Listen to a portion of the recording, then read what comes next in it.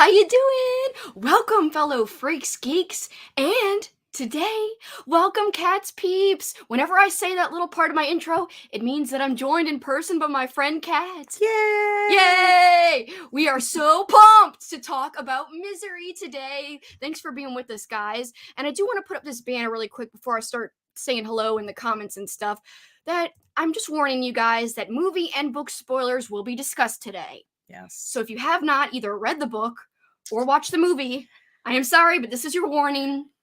We are definitely going into spoiler territory. Some chats I do are safe chats. This is not a safe chat in terms of we will be talking about major details that will spoil the story for you, whether you have not seen the movie or not read the book. Either way, it will get spoiled. So just better to watch this later after you've either watched because or read. we're doing a whole compare and contrast today. We are. And oh my god, we were just joking, like this chat's gonna be like 5 hours long. No, not 5 hours, but it's gonna be long because you should see Kat's notes and her annotations everywhere, like in all these books she brought, these extra books. And then my notes, just to show you, got tons of notes here. They've got staples. You can't see it, but there are staples, which means there's more than one page. Obviously. And then, of course, we have all of you here to add to our Yes. conversation. So it should be a fun time. Yeah, let's say hello to some people in the chat. We've got Dana here. Hey, Dana. She says, "Yay, here we go." We got one of my favorite people as well, Dana and Ashley. That's like two of my faves. Hey, Ashley, how you doing? Then we also have, I said it wrong last time. I'll probably say it wrong again. Kits Perots. Hello. Thank you. Thanks for coming back. I know she was with me for my slumber party discussion. Appreciate that's awesome. you. Yeah. Dana says she doesn't know which she's more excited to talk about, the book or movie. Probably the movie, if I'm honest, but loved both. That's good. All right, so guys, this is our first discussion for our Year of King project, just to set the stage a little bit about why we're randomly talking about Misery. It is because Kat and I announced, a few months ago that we're going to be doing this whole year-long project for 2022, that we were going to be reading a King book or short story every month of the year, but the only rule is that it had to be adapted, either, in a movie form or TV show form. Right. So that is why some of the picks are kind of more popular. Some you might have read. And by the way, we are about to drop a reveal video where we're going to reveal to you guys every single book we're reading or short story we're reading for the whole entire year. That will be released very early February. And I will say, I've already said this on my last stream, so it's already been revealed what February is. I already said it. Good. So just to reiterate, in case you guys are planning to join, we are reading Gerald's Game for February, and we are watching the film because it's been adapted into a movie. So we're watching that to compare and contrast. And that will either be, we'll discuss this further, but I think it could be at the beginning of the next month because February is so short. To give people more time, I was thinking playing around with doing it at the beginning of March, perhaps. It's really only 2 days shorter. It feels a lot shorter. I mean, no, that's only because you have 8,000 books to read in February. I do. Because she decided to do a readathon. Yes. On top of it. Yes, if you guys and our book club read. But we do think that my own book club read. It's gonna be insane. Just too much. Although we might get lucky and Gerald's Game might win for our book club for Chills, Thrills, and Kills.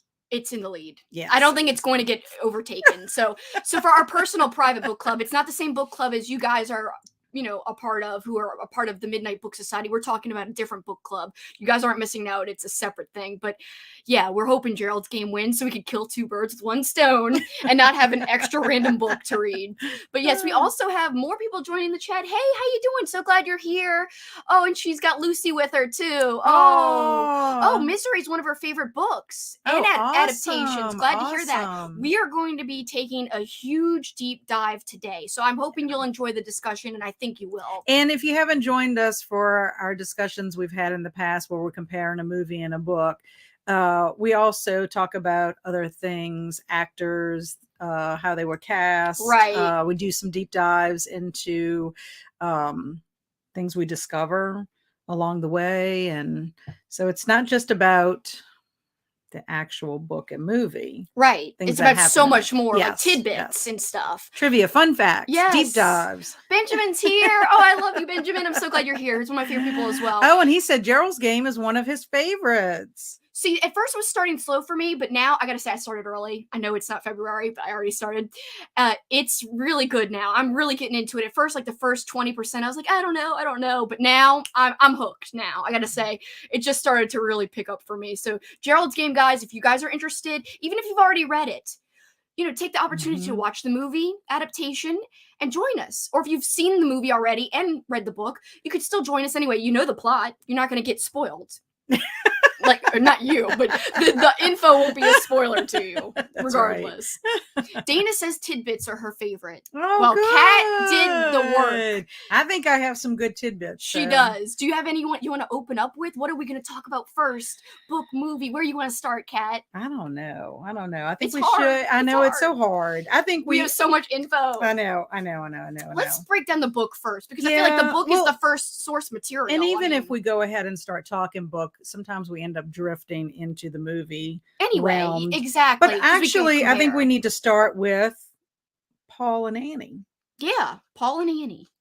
I think we should also kind of show you that Kat really embodied Annie just yesterday. I want to show you guys.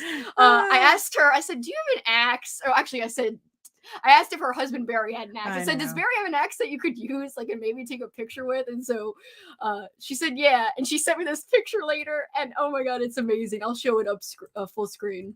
Look how scary Kat looks. She's embodying Annie. What's so funny about it is I was like, I think it's hilarious that you ask if Barry has an axe as opposed to if I have an axe. And then I was like, ladies can have axes too, I guess. I was like, yes, we can have axes. Obviously, Annie had one. She did. So yes, I just love that picture of Kat with the axe. And if you guys can see, my banner's kind of in the way, but I put a little foot at the bottom. Yes. Which is kind of ridiculous. In fact, I'm going to we don't need the banner the whole time, but see the foot? Yes. I was like, that way it doesn't really spoil anything. It's kind of little in the corner so that only if you know, kind of thing. That's right. So whatever. Man. Ridiculous. As I love to say. Oh, we also have Heidi joining us in the chat. Hi, Heidi. Another one of my favorite people. Lots of my faves in the chat today. So Thank you happy guys. that y'all are here with us. All right. So Annie and Paul, I just think they are so intense in the book. And that's one of the differences really between the book and the movie. I will say, just to give you a general gist of how I feel about both, I loved both. Right. I loved both the book, and it was my first time reading the book. I had seen the movie many, many times, so that wasn't new for me. However, I told you, I watched it recently, whatever. I remember it really well. I go and watch the movie, and I'm like, I thought I remembered everything. Like, it was just yesterday, and there was tons of stuff I forgot from the movie, so I'm so glad I rewatched it. Oh, me too. Both enjoyable experiences, but I think a major difference is kind of the portrayal of Annie and Paul, to go back to what you said. Well, tell our viewers, what is the synopsis? Well, essentially, as you guys know, if you've read, since this is our book club meeting, we've got Paul Sheldon basically driving home from his writing escape, where he just finished a new novel, his first non-misery novel. Misery is the name of the main character of his most popular book series he's ever written. And he's starting to feel trapped by misery, by the character, by this work that he feels obligated to keep churning out because people love it so much. So he finished a new, different book that doesn't have to do with misery. He's coming home, big snowstorm, crashes. Who saves him? Annie. And she's not what she seems. Take it from there, Kat. Yeah. So we when we first meet Annie, we think she's a doobie. I know. I was like, take it away so I can cough. Go ahead. She seems like she's just, going to be very good for Paul, because Paul gets pretty banged up in, the accident. He actually breaks his legs, and she rescues him, brings her, to her home. And lo and behold, she's a nurse, so she can run an IV. She has, medication to take care of him. So she really does, and not only that, she's his number one fan. And this is a great comment about her. Dana says, Annie is scarier to me than Michael Myers, Jason. I would not want to run into her even in daylight. And you know why, Dana? Because she could be real. Michael Myers, Jason, I mean, very fictional, very out there, and supernatural. You know, we know that they're supernatural, obviously, because they've had so many movies made about them, and they keep coming back, even though they've been destroyed a million times. Annie is real. And so what's scary about Annie is she could be somebody that you and me could cross paths with. Right. And that makes her dangerous. And she's obsessive, and she doesn't have boundaries or limits like most people do. Right. Just because she's got some mental issues, like those boundaries aren't there for her. She obviously has anger issues. Is a big thing she too. clearly has mental illness. I mean, she's obsessive, she's compulsive, she has psychosis, she's bipolar, and we're really not ever given any information as to why she ends up being like that. But we do know, early on that she has her own set of rules. She has her own set of values.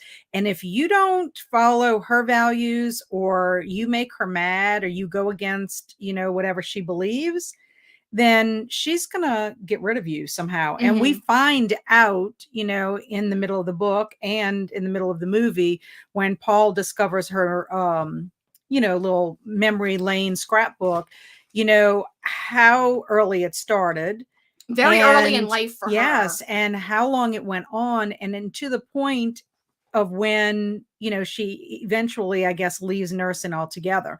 But she does reveal in both instances, that she did have some kind of trouble. Paul picks up on it and is not really sure about it until he finds that scrapbook. But Annie just, she has issues, big time issues, and she's a loner. And I think it's shown more so in the book than in the movie. It's in the very movie, much shown it seems like she's almost accepted and people really don't bother her. The shopkeeper in the movie seems like, oh yeah, I save a copy for her. When the first hardback comes out, I put a copy for her. It's almost like they either don't know her past, or maybe they didn't believe it necessarily, whatever the case may be. But clearly she's not liked as much in that town in the book, as much so as in the movie. And I think another major difference, and it really is essential because it's a big difference in the relationship between Paul and Annie, is that in the book, he is way suspicious of her a lot quicker than in the movie. In the movie, Annie almost seems normal, more normal than in the book, at least, right away. Like, it almost seems plausible that she literally says, oh, the roads are closed. I can't get you to the hospital yet. And he believes her right away. Or the phone's out, but the next time I'm in town, I will, make a call for you. So, but then he does start to question it pretty quick after that, but not as quick as in the book. And I will also say, though, that I like how one of the changes I liked was that her coming upon his car crashed wasn't a coincidence at all in the movie. Right. She admits to following him, which I thought was a great change, because to me it was a little unbelievable that she just happened across her favorite writer, because it's not it's a coincidence in the book. Well, right? No, from the book she was coming back from her laughing place. Oh, right. But it's still coincidence that he happened to be on the way back. It's just like their paths crossed at that moment. And so it's more coincidental than calculated she was following him, like in the movie. And it wouldn't be unusual. And I don't think Paul would be too scared to find out that people know he's there and they're kind of, hiding out, because that's what fans do, is they want to get a glimpse of their favorite celebrity. So they're, hanging out. I know, just in the movie business, if we know a movie's being shot somewhere and they know who's going to be out there, people are always hanging out just to get a glimpse so they can take a picture, so that's not unusual that Annie's hanging out. She admits it. Yeah, I mean, she doesn't seem ashamed by it. Like, no. I'm your fan. I know you go up there to write your novels, and I knew you were staying up there. So, and it almost makes what she says more believable, that she was, going back after he was leaving, and that she saw him crash, and that the roads are closed. Well, she even says, it's a good thing I was following behind you. Exactly. Because, I mean, who would go out in a blizzard? And he was like, well, I didn't know I was going into blizzard, which he did know that there was going to be bad storm coming. In the book, he makes the choice. He actually has a plane ticket In Mhm. this, he drives. And I don't know if you noticed, there's a difference in the cars. Oh, I didn't realize. I'm not a car person, so I didn't realize. But that's a great detail. So what is it a I believe it's a major? Camaro in the book. It's a Mustang. It's a Mustang. I knew about it. I Yeah. didn't remember what was the book, but So I do want to address this before we get further because this is the one big criticism that I actually keep seeing, not just by one person, but what didn't date well with the book is the mental health representation, but it's very much of its time. I think it's Yeah. just an exaggerated version of a mental health issue. To me, it's fiction. Like I don't usually nitpick too much about certain things just because one, like you said, it is of its time. It Right. doesn't bother me particularly, and I consider myself to be like an anxious person, like someone who would have like right. I have been diagnosed with like anxiety, like as like a that's not like a mental issue, but it kind of is. Yes. So I have generalized anxiety. So I'm not ashamed to say like I didn't find anything super offensive about it or anything, but I do think it's of its time a little bit. But again, it's just fiction. I think it's just an exaggerated version of a person. It's not a real person. It's not a real depiction of a person with right. Annie. Although I have to say It's an with Annie, extreme I have to say representation. with Annie, it seemed they didn't play on it as much in the film as they did in the book. In the book, they much more. And Yeah. that's why I think maybe people are criticizing the book a little bit for not being like sensitive to those issues. But again, I just think of it like I can separate myself and say, well, this is a fictional character and it's an extreme representation of something that he's trying to portray. And it worked for the story. Right. So that's why it never bothers me too much. And it is of its time as well, in a way. Right. Jamie's joining us here. We're just talking a little bit about Annie and her traits. Hey, Jamie. How you doing? Good to see you. Glad you're here. And thank you everyone who is watching live and all of you who might be watching after the fact. Thank you too. We appreciate all of you.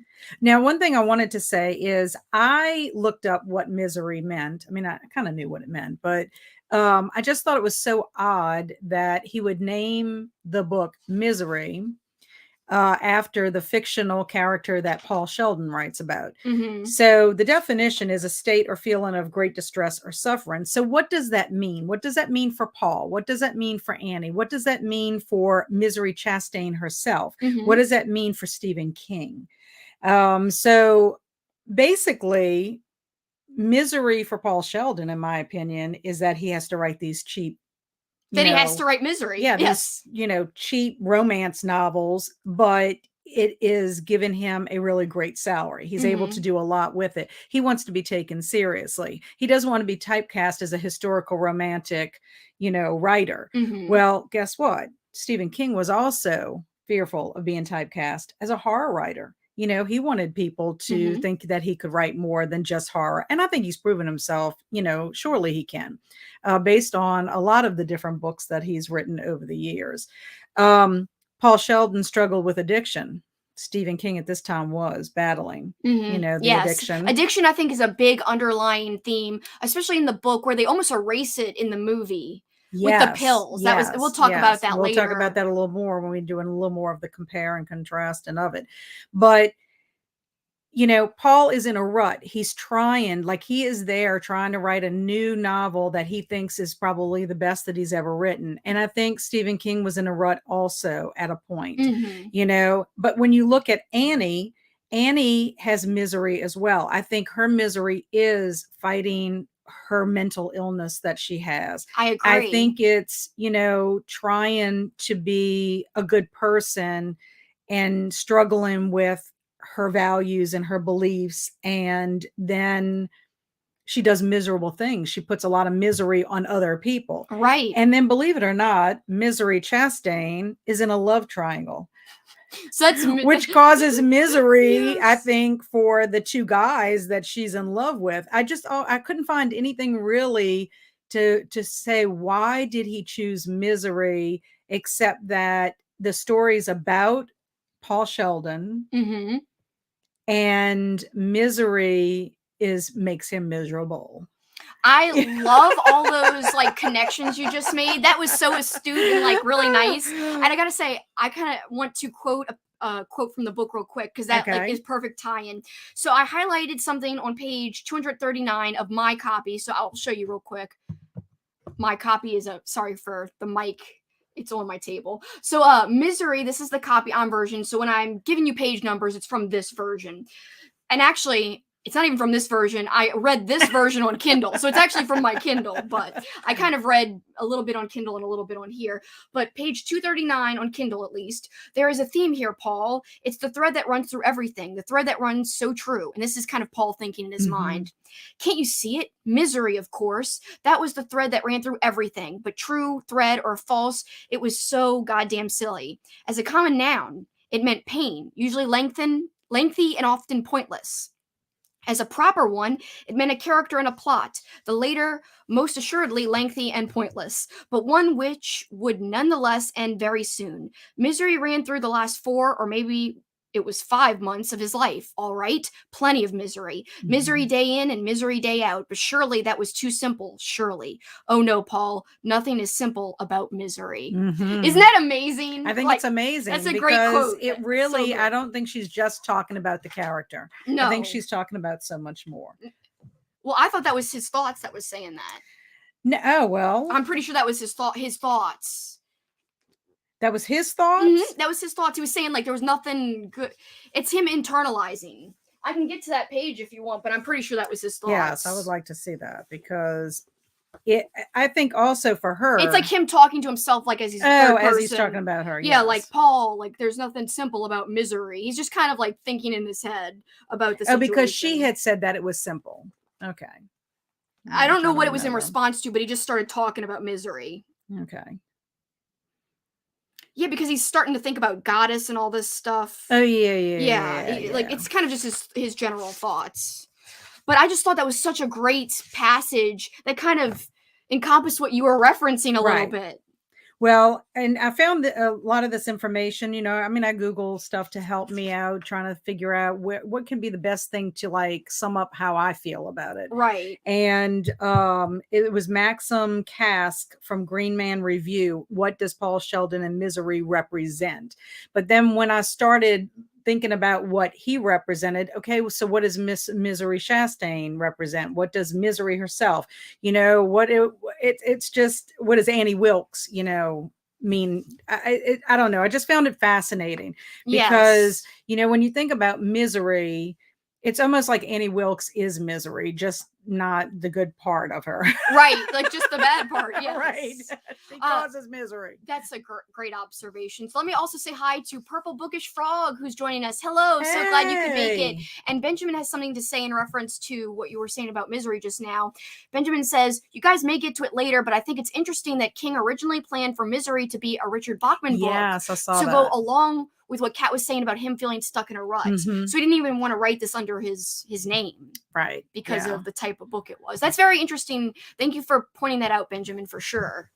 Yeah, I knew that he was considering that, but I didn't realize why. And that would make sense, that he wanted to try something a little bit different. I find it fascinating. And I think Stephen King does sometimes, I don't want to say, I think people point things out about him that sometimes they feel like he's writing more about himself than a character, but don't all writers at some point have something in their life that I think a lot of writers it's either do. what they're struggling with or something they know someone's struggling with. And, and the thing about it is, from what I understand, he was taking drugs while he was writing Misery. Yeah. So in a way, it's kind of like mirroring. So there are things that are mirrored, but I think that's natural. I don't think that's uncommon or a bad thing per se. I think it kind of makes things seem more realistic. Yes. When you know that things are based in realism, or at least semi. So this is a great observation here. It kind of goes along with what we're saying about King representing himself. She says, I love when King often has authors or writers in his books. It's a classic King trope. Yes. Yeah. It really is. I like that trope though. That's right. Oh, I want to see what this drinking game is. There is a Stephen King drinking game. If you take a drink, if the book ascending mean to take a drink. Wait, hold on. I'm sorry. I'm reading this wrong. If the book means to take a drink, if the main character is an author and so forth. Okay, so if the character's an author, take a drink. So he must have things that he does and repeats, and so you take a drink every time he hits it. One of those tropes or whatever. I don't want to get drunk while reading. Then I won't absorb anything. Although I will fall asleep. I have drank whiskey and cocktails while reading. I will say that. Oh, this is an interesting note too. Benjamin says, yeah, I think King has even said that Annie is cocaine, like a representation of that. Yeah. And Misery, all that wrapped together, cocaine, like, wow. Mm-hmm. That's really cool. That's a great comment that I had no idea about. But that makes sense to me. Like, it kind of like makes things go off and connections appear. Mm-hmm. So yeah, I mean, I was really surprised, honestly, by how at a certain point the book diverges so far from the film, because I had only seen the film first. I had never read. And so when we get to the point, like we kind of referenced a little bit, we touched on it a tiny bit, that Annie is more extreme in the book in her behaviors and her quick to anger type of scenarios, but also there's more violence in general in the book. Oh, yes. It's much more brutal overall. Yes, I put that down as a note. Much more brutal in the book than in the movie. And I do think there, and when we talk more about the movie, Rob Reiner had to tame things down. And there's a reason why he makes the choices that he does. You know, I mean, Misery, the movie, is rated R because there is violence in it and exactly some of the things that happen in it. But I don't think he could have pushed it to the extreme. I don't think, again, we can give spoilers here and we're about to go into spoiler territory. So the big difference we're kind of referring to is the foot and like hobbling part. So hobbling in the movie, it's with a hammer. Whereas in the book, she literally uses an axe and cuts off his foot. But she doesn't stop there. She also cuts off his flipping thumb with like an electric knife. Carving knife, which is crazy. The violence, her violence in the book is just off the charts. It is off the charts. Just in general. The charts, yes. You know, because towards the end, when people are coming in to start investigate, and then there's that whole scene, I marked it because it was so, I you know, I haven't read Misery in a while. I mean, I remembered like the gist of it, but the scene where she has the rat was so disgusting to me. It was, and that's not even hinted at in the movie. And before you read the passage, I will say, so before Kat and I started recording, she said, I don't think of Kathy Bates, her portrayal of Annie, as gross.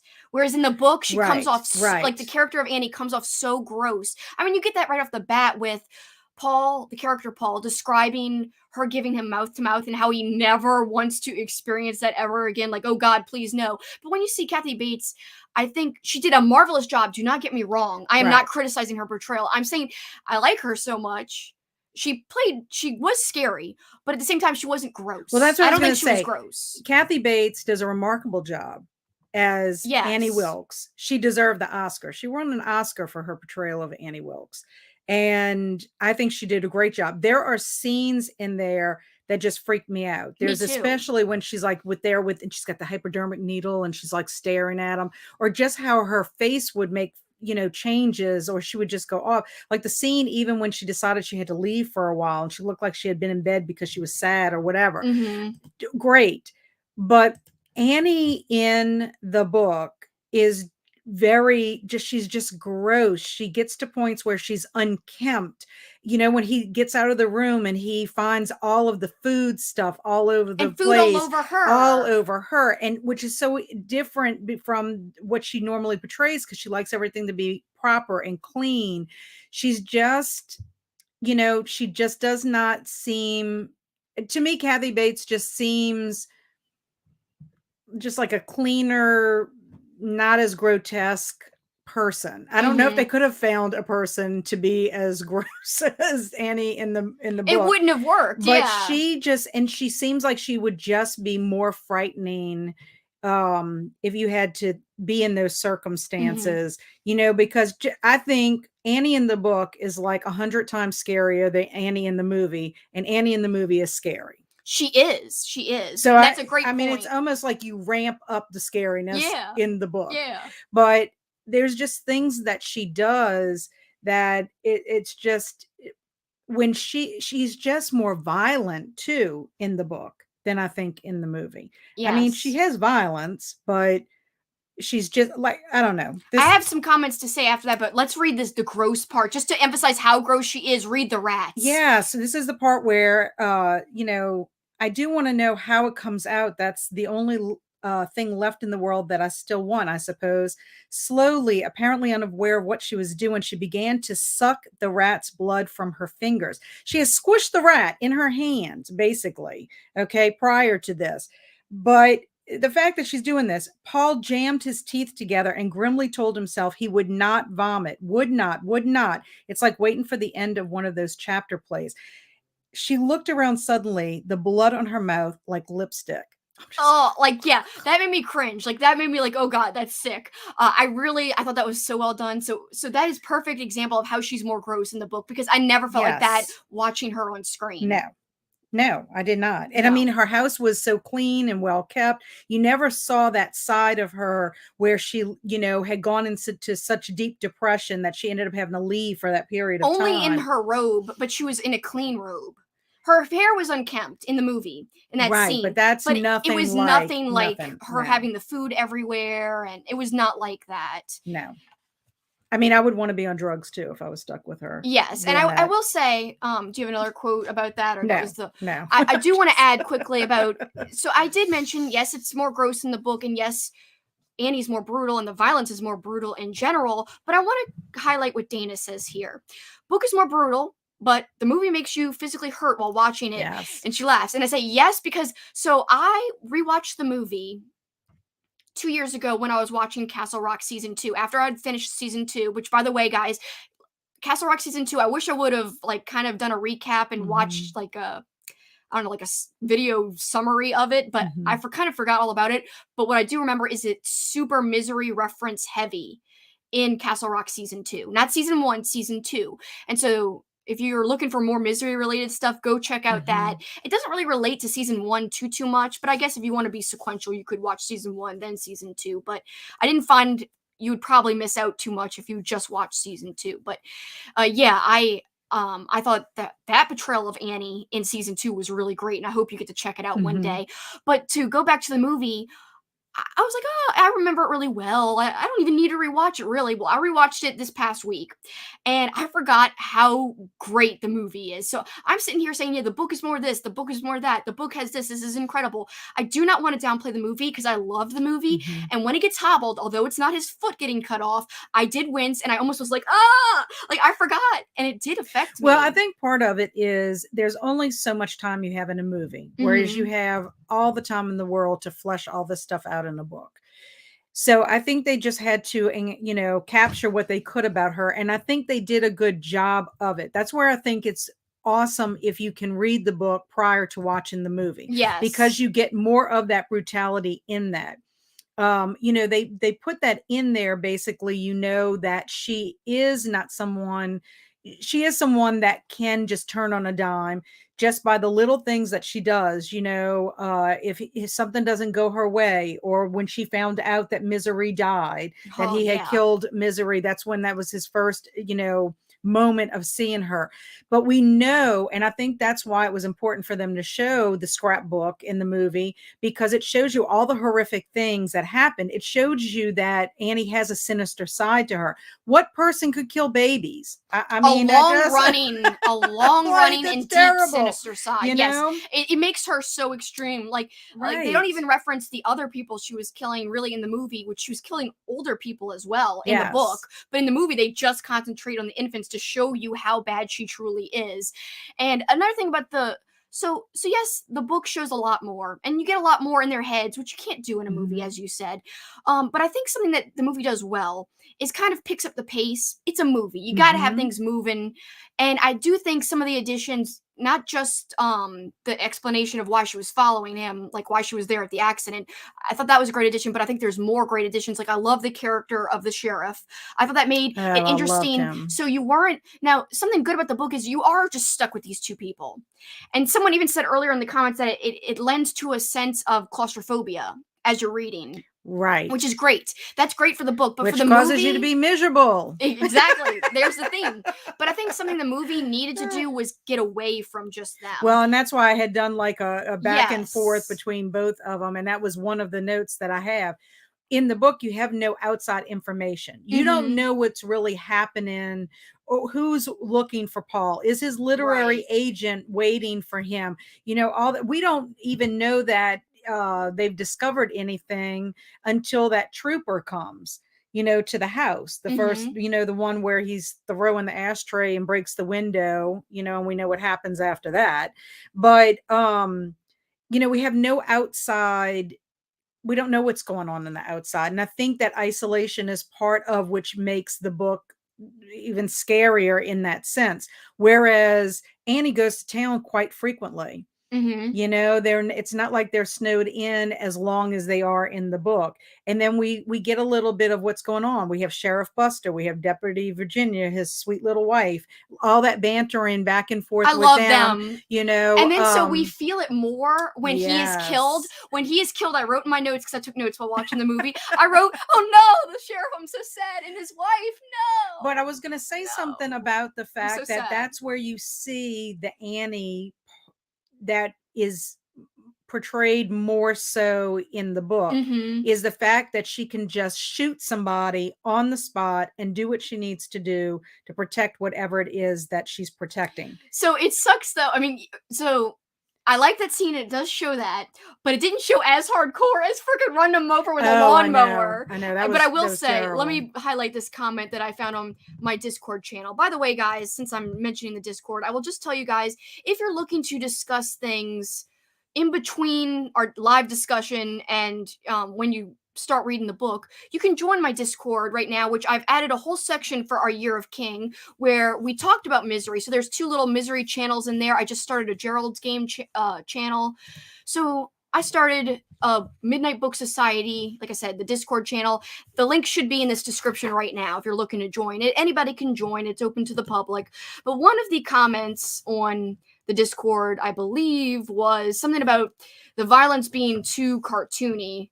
I think it's over here. No, this is about, I'm going to kind of just read through the comments real quick and we'll get to the one about the cartoony violence. So Kemi909 says, listening to the audiobook helped me a lot with the book within a book situation, because some people, their big criticism about this book. Right. And actually, I just watched a video by Riveting Reads on YouTube, who I like her channel a lot. She said the part of the book she did not like were the misery book chapters. She said she would skip them. She advised people to skip them. Why? But I do think there's some symbolism, though, from what he's writing to what he's experiencing. So to me, I think you're losing a little bit of like analogy and symbolism if you do skip those chapters, but I saw what she means. So this person kind of is on the same wavelength as Riveting Reads and says the audiobook helped with those little parts because the language is different there. It's almost more old-timey and slangy. Right. With that element. So some people just, kind of criticize that part. I didn't mind it at all, personally, the book within a book. I didn't either. Yeah. So this person goes on to say, as I said before, as someone who suffers from foot and leg pain, the hobbling scene was the worst for me. But the hobbling scene from the book and the movie with her doing it with a mallet or an axe are 2 scenarios that fill me with utter dread. So she likes them both, and both fill with dread. Actually, I like both of them also. Yeah. But I also like the whole scene with the trooper. I didn't like it. I mean, in the sense that. Well, I loved it. I mean, I was I'm like, just saying blood, I didn't like what happened to the trooper. Oh, Let me yeah, say me that. neither. But I mean, that was one of the things that I had marked for us to read again, because it was just so horrific. And it's just amazing to me that Annie didn't even have to think about what she had to do to protect what she wanted. And that was, she could not let Paul leave without finishing that damn book. I know. I'm like, she was so obsessed. I do want to highlight, because this has, and I'll let you read the comment about it, but this is in reference to this part with the lawnmower. So I'll make it up full screen again, so that you guys can see. So my friend Monster Blood, love his YouTube channel. Go check him out. He says the one scene, I think he's referring to the lawnmower scene. It's unrealism almost made it a bit comical rather than frightening, in his opinion. Felt a little out of step considering how grounded the rest of the novel was. I gave the book 4 stars, really good, not perfect. But I mean, I could see how this was a little over the top. It was a little unbelievable with the flipping guy, but I liked it personally. I just thought it gave it a lot of like, I did too. And action and tension. And just also too the fact that Paul has to deal with the fact that he caused the trooper's death. That's what it boils down to. Yes, and Annie even tells him, I didn't kill him, you did. And if you think about it, he did. And I do think that's why he held back when they came again, because he knew what she was capable of doing. He's and getting worn down. Yes. And the fact that she would kill a law enforcement officer, to protect herself and to protect the outcome, is just the fact that's unreal. Like, did you not think, like, I don't think Annie always thinks everything through. Did you not think they weren't going to come looking for him? He's a law enforcement officer. This isn't like somebody selling Girl Scout cookies, or whatever. It's like they're going to be missed, especially if they know that they were going around looking for Paul Sheldon. I think you had to show this extreme violence you're about to read some of. I feel like because after that, it's so extreme, it's so over the top, it's so hurtful to Paul, as you said. He realized that, oh my God, it's my fault. And like, it's not just a regular killing. It's like tons of pain and torture. And so he is like just torn up about this, like inside. And I feel like what the book does really well is like this extreme psychological like analysis of Paul's psyche. He is just being worn down. He is being beaten down. He's desperate. He's hopeless almost. After that, it's like his hope is gone and he's almost resigned to the fact that he could die there, but he's going to get his revenge. He doesn't even care. He just wants to find some way to best Annie in whatever way he can, but he's still in a hopeless mindset right after this. And that's why I think it had to be so over the top, so that you could then see Paul being like, oh crap. Well, yeah. And I mean, the whole thing, I mean, the fact that she, is stabbing him with the cross that was meant for the cow, that she ended up, that died because she went to her place or whatever, so this is just the, the ending part of it. When the poor kid, because he's a young dude, he's, basically crawling to his car, trying to get back up or whatever. And it's the kid was lying on his side again. And when he saw the mower bearing down on him, he rolled over on his back and dug frantically at the driveway dirt with his heels, trying to push himself under the cruiser where she couldn't get him. He didn't even come close, and he throttled the riding lawnmower up to a scream and drove it over his head. Paul caught a last glimpse of horrified brown eyes, saw tatters of brown khaki uniform shirt hanging from an arm, raised in a feeble effort at protection. And when the eyes were gone, Paul turned away. I mean, it's very well written. Yes, it's powerful. It is. I mean, I could see how somebody would say that's unbelievable. He's still like, moving around after a certain point. He's still like living, but at the same time, you had to go there so that Paul is like tortured with this. Well, and I also think that a person will try to do whatever they can to survive. That shows that you will do whatever you can to survive. And even though Paul is helpless and feels hopeless, he never gives up. He could have saved all of his medication and taken it all at one time and killed himself and been done with it. But I just think he wanted to survive. I mean, he wanted to get out of this, He did persevere. And like, I think such a big part that's missed in the movie, because you can't really convey this. It's not a fault. I love the movie. Again, it sounds like I'm criticizing or saying like, oh, and honestly, I'm not even sure which I like better. I just think there's so many great things about each version. It almost like each one's so different in a way. Like, yes, there's similarities, but once I rewatched the movie after reading the book, I was like, there's a lot of differences here. It's almost like a separate work in a way, except that it's the same characters. But I'm not trying to bash the film at all. I liked him. I 5 stars for me for both. I mean, no, we're not talking about that yet, but 5 stars for both. I think because so much of what goes on in the book is in the mind, and what Paul is dealing with mentally and trying to cope in this situation, it's hard to portray that on film. I think they did a great job doing that. And like I said, you only have a certain amount of time, so you've got to get there. You've got to get there as fast as you can. Otherwise you're going to lose your audience of movie watchers that don't read. Exactly. And I think the pacing of the film was great for a film, and they still stay true to the essence of things. Yeah, they had to change things. But what I was going to say that I went into this tangent about, I'm not trying to be harsh. The whole thing was the book does that the movie doesn't do, and it can't do, so it's not its fault, is that the book really examines the relationship between Paul and his writing and how that Yes. evolves Mhm. through his captivity with Annie. I feel like not only did he want to survive for himself, but like he started to kind of get sucked into like the writing hole. He's like in the zone. And that is so described out how he like loses himself in the paper and in his Mhm. imagination and his whole game of can you, Paul? Like, can Right, you get right. yourself out of the situation? It was like another form of drug to him. And it was almost like a painkiller drug that was numbing the pain of Mhm. being there with Annie. Well, It was also his only too, I escape. think he also realizes that he can write misery and still write a great novel.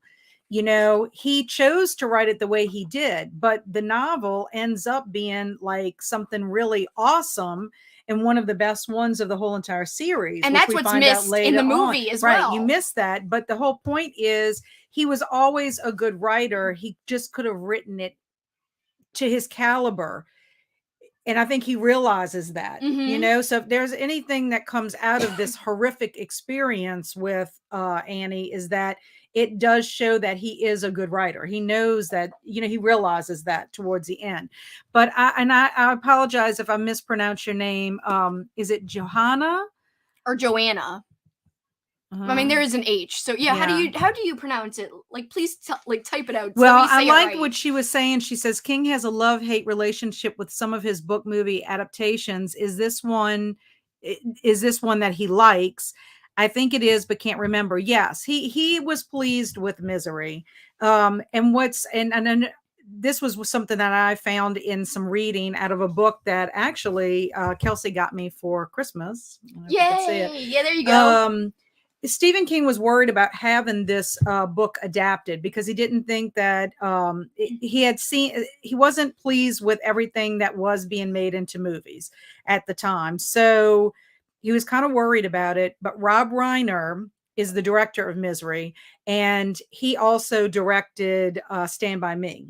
And Rob Reiner is just great, period. He is great. And he brought on, I think, an Oscar award winning screenwriter. And you know, they made it happen. And he was pleased with the outcome with it. And I think also too, the cast they picked turned out to be guys. very good. Believe it or not, Kathy Bates was still considered a newcomer at that time. Mhm. And so I think she just knocked it out the park. I can't imagine anybody else portraying Annie Wilkes like Kathy Bates. She I was just imagined her when I phenomenal. was reading, I gotta say. Yes, I do. I mean, that was one good thing about it. Now, what's ironic is James Caan was not the first choice. They threw it out for William Hurt, Robert Redford, and Richard Dreyfuss. And Kelsi and I both talked about that. And I'm like, out of the three, No. the only actor I could see possibly getting away with it would be Robert Redford. And I agree on that. But I like James Caan, you know, so he did a great job. I think he did. But he did play it a little bit less where he was playing along and he was a little bit less scarred in terms of psychologically. Yes. I feel like he was a stronger Paul Sheldon than in the book. Yes, because I he agree. wasn't beaten down. Like you couldn't show it. He for that wasn't long. beaten down. He wasn't relying on his pills like in the book. In the book, he desperately needed his pills. They did reference him taking the packs out of the pantry or the bathroom when he saw him and he stuffed a couple in there. But it didn't come across the same way. The fact to that poison her, we find out later. Yes, he's stealing all this because he wants to poison her, which is a new scene. Which is a new scene in the movie, which I thought worked really well. It was so tense. You wanted him. He was so good with tricking her, and she was so naive, and she went back. She's going to, you know, get the candle, but all that played out so well because obviously we know it was not going to be that easy. He was not going to be able to do. I can't believe, like, I wrote in my movie notes, like, where is it? Where is it? When she spills the wine that's poisoned, like, he was almost there. Where is it? Where is it? I said dinner scene totally added in. The spilled wine. Wow. Like I was really like, and I've seen the movie before. Why was I surprised? Right. Well, I forgot about that scene until it happened. Did. And I was like, oh, they didn't have that scene in there. But I actually liked the way it played out. And Johanna said the H is pronounced. Okay, Yay, good. And Jamie, you're Kemi909. Thank you. I hope you were okay with me showing your comment. I thought it was a good comment from Discord. So thanks for participating in the Discord, Jamie. So yeah, I just thought that like his spilled wine made me so sad, even though I knew it happened, but I had forgotten a little bit about it. But do you want to move on into the direct comparisons now, since you got that note card up? I see. Yeah, it doesn't. I mean, whatever you want to. But before we get in there, like let's in general.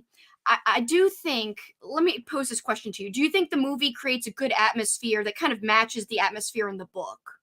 I think it does. Although going back to the comment that was made about feeling isolated, I think the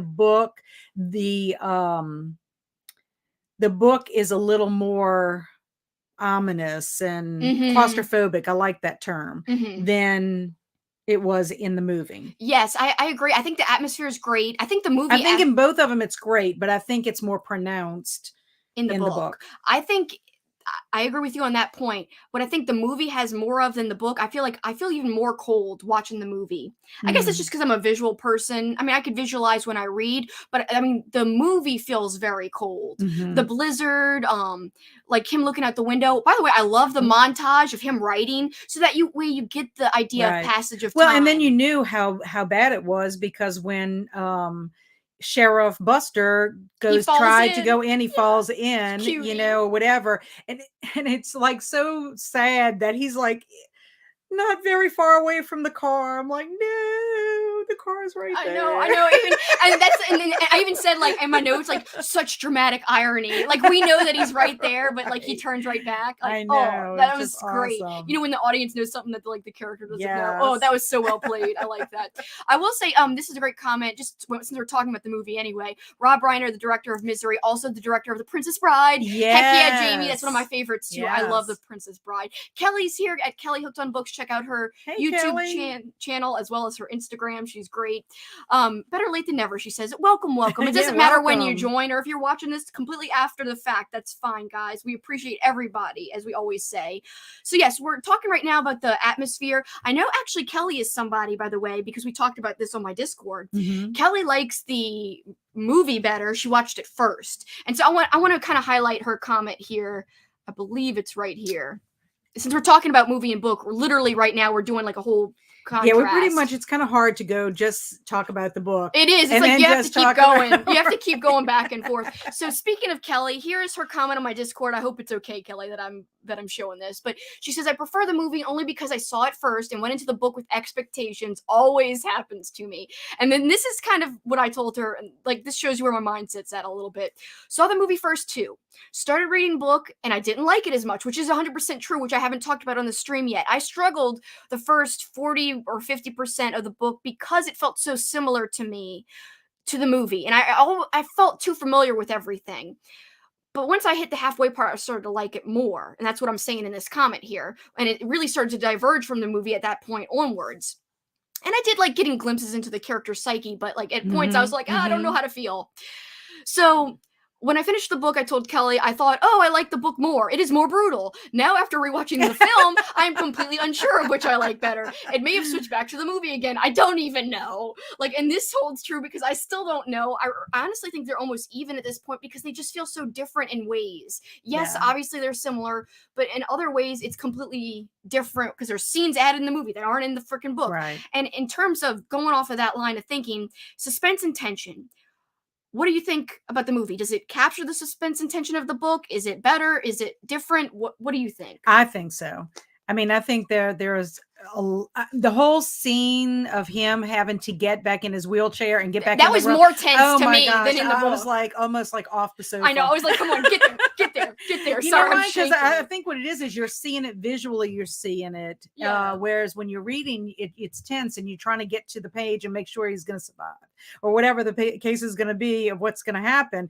But I found the movies more suspenseful because it moved at a faster pace. Yes. Yeah. I mean, there were moments in the book that are suspenseful, but I do think the movie was more suspenseful. If the pace was really well done. It's like they did the best with what they could show. I think they did a really, really good job. It's hard to adapt a book that is literally two characters. Yes. And in their like heads of one of the characters specifically for the majority of the book. It's like, how do you even make this into something? But they knew there was something there that they could do something with on screen. So I like the addition of stuff like the sheriff and that. I think the tension is pretty hardcore in the movie though. Oh, I do. I like you said, I'm on the same wavelength as you. I kind of almost think it's more tense at points, except when you get to like the foot.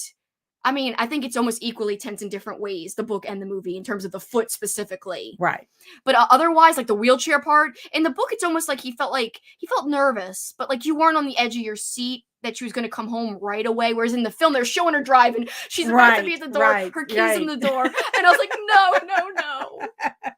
Oh, it was great. Well, also too, I wanted to go back about the actors.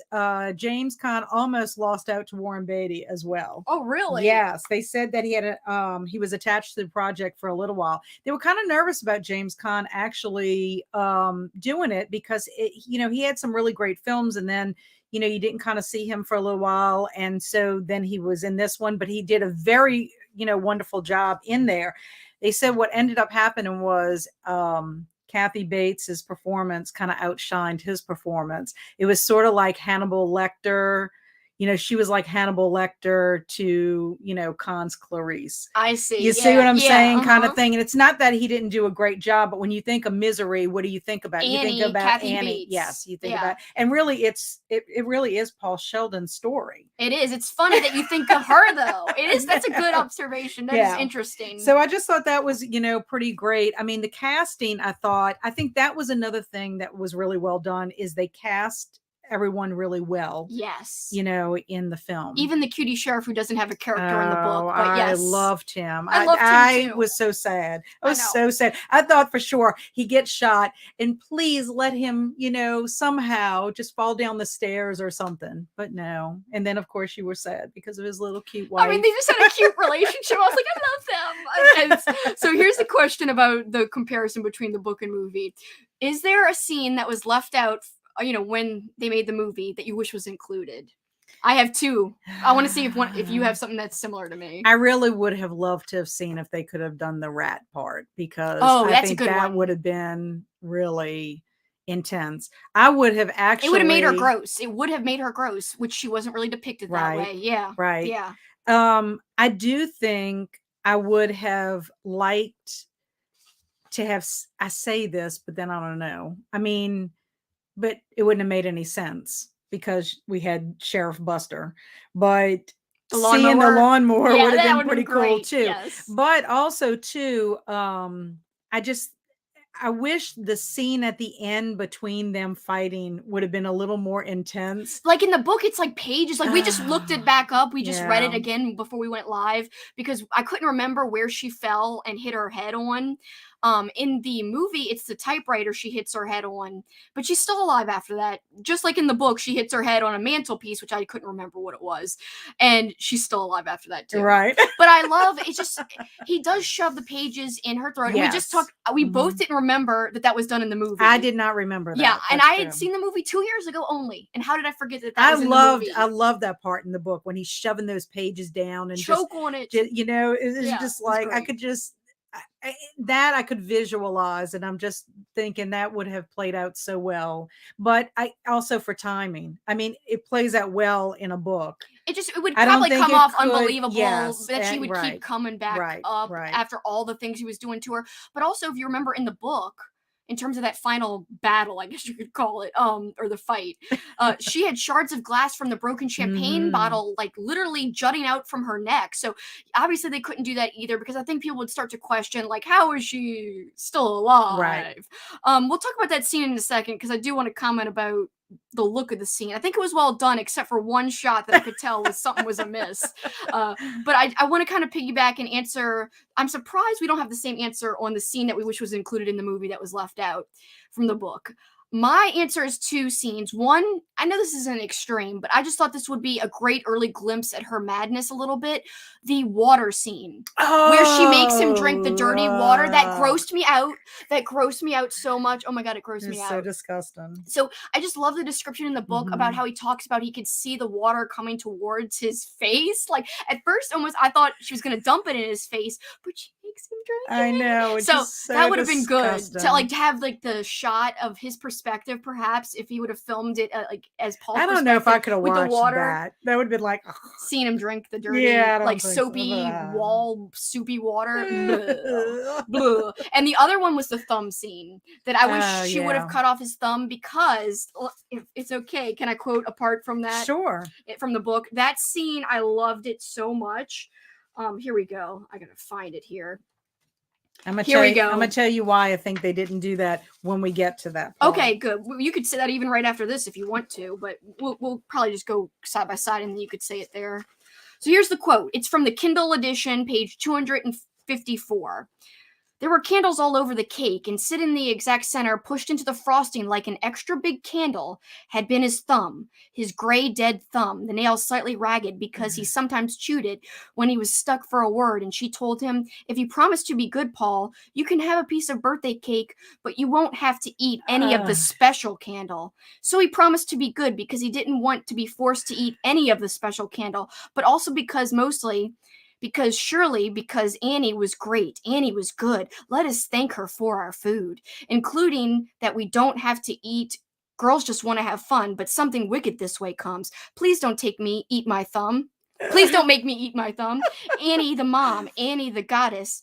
When Annie's around, you better stay honest. She knows when you've been sleeping. She knows when you're awake. She knows if you've been bad or good. So be good for goddess's sake. You better not cry. You better not pout. But most of all, you better not scream. Don't scream. Don't scream. Don't scream. Scream, goddammit, scream. He wanted to, but the dictum was too strong, just too strong. He couldn't even open his mouth. He tried and saw the brownish droplets of Betadine flying from the blade of the electric knife. He tried and heard the squeal of axe against bone. That's from his foot. The soft flump as the match in her hand lit the burn-zomatic. So much psychological stuff there. Like, I think the second part was from the foot. I can't remember, but I think it was also from the... That was so terrible that she would serve him the thumb. Oh, no, I think that is still describing the thumb, but he's remembering the axe. Okay, because I couldn't remember if that second part of the quote was still the thumb. Well, I thought I was pretty brutal about that, but then the fact that she was going to make him eat the thumb if he wasn't good. So, like, if that was in the movie... I blocked that out. I blocked that out of my brain. I feel so deranged saying that I like these parts. I'm like, yeah. Like, well, look, I like... we have some great comments up here. Which one do you want to highlight? Let's Jamie. She's talking about about the you could read it character actress Lindsay Krause narrated the audiobook, which was very good for her. I haven't read that. And she liked that she was effective. She was as effective as Annie, but Annie always will be Kathy Bates to me. Yes, I get that. And then Benjamin says, I feel like the fact that she is so hard to kill speaks to her being symbolic of addiction. Yes, I never thought about that. And Benjamin earlier, he said, like, as he said that Annie represents cocaine a little bit in a Rolling Stone article, he also said, like, think about her telling him, I'm your number one fan. And if it was cocaine and he's addicted to cocaine, I'm your number one fan. So cocaine's his number one fan. It blows your mind when you start to really think about it. Great stuff, Benjamin. Thank you. Yes, that I never thought of. That really is awesome. Yeah, I think, okay, just going a little bit, I don't know. Do we want to do our book and movie, some little things first, and then I'll tell you when we get to that part? Yeah, if you want to. Okay. Yeah, if you want to. I mean, some things that I just noticed is, if you noticed in the book, he actually had a title for his novel he was working on, and it was Fast Cars. But untitled in the movie it was untitled. And and then I talked about the outside information and all that, and then also Annie recognizes Paul from the book jacket, whereas she recognized him in the movie because she was stalking him. Paul never meets Misery the pig in the book. I loved Misery the pig, and you know what's funny that was awesome when she brings Misery in, though. I liked that. Yeah, and then he was like, oh, I liked that too. I mean, he heard Misery, but he never got to officially meet him. He saw Misery through the window, but never got to pet her. Like, Misery was up on the bed. Like, they never did officially met. Yeah, in the movie, she was up on the bed, and the funny thing is, pigs are following us because we talked about pigs in other streams. Oh, 2 other that's streams right. Where I was joking about pigs, and then people were like, I got a pig, and we were like, oh no. Remember, and I was like, I'm just gonna eat some pigs, and I was like, oh wait, no, I don't want to eat pigs. So I was like, oh wait, I do, because of bacon and stuff. Remember, it was great. Anyway, pigs, it's a theme for us now, apparently. Well, isn't Dana the one that I think it was Dana. Pig? Yeah, Dana. I think it was you who has the pet pig, right?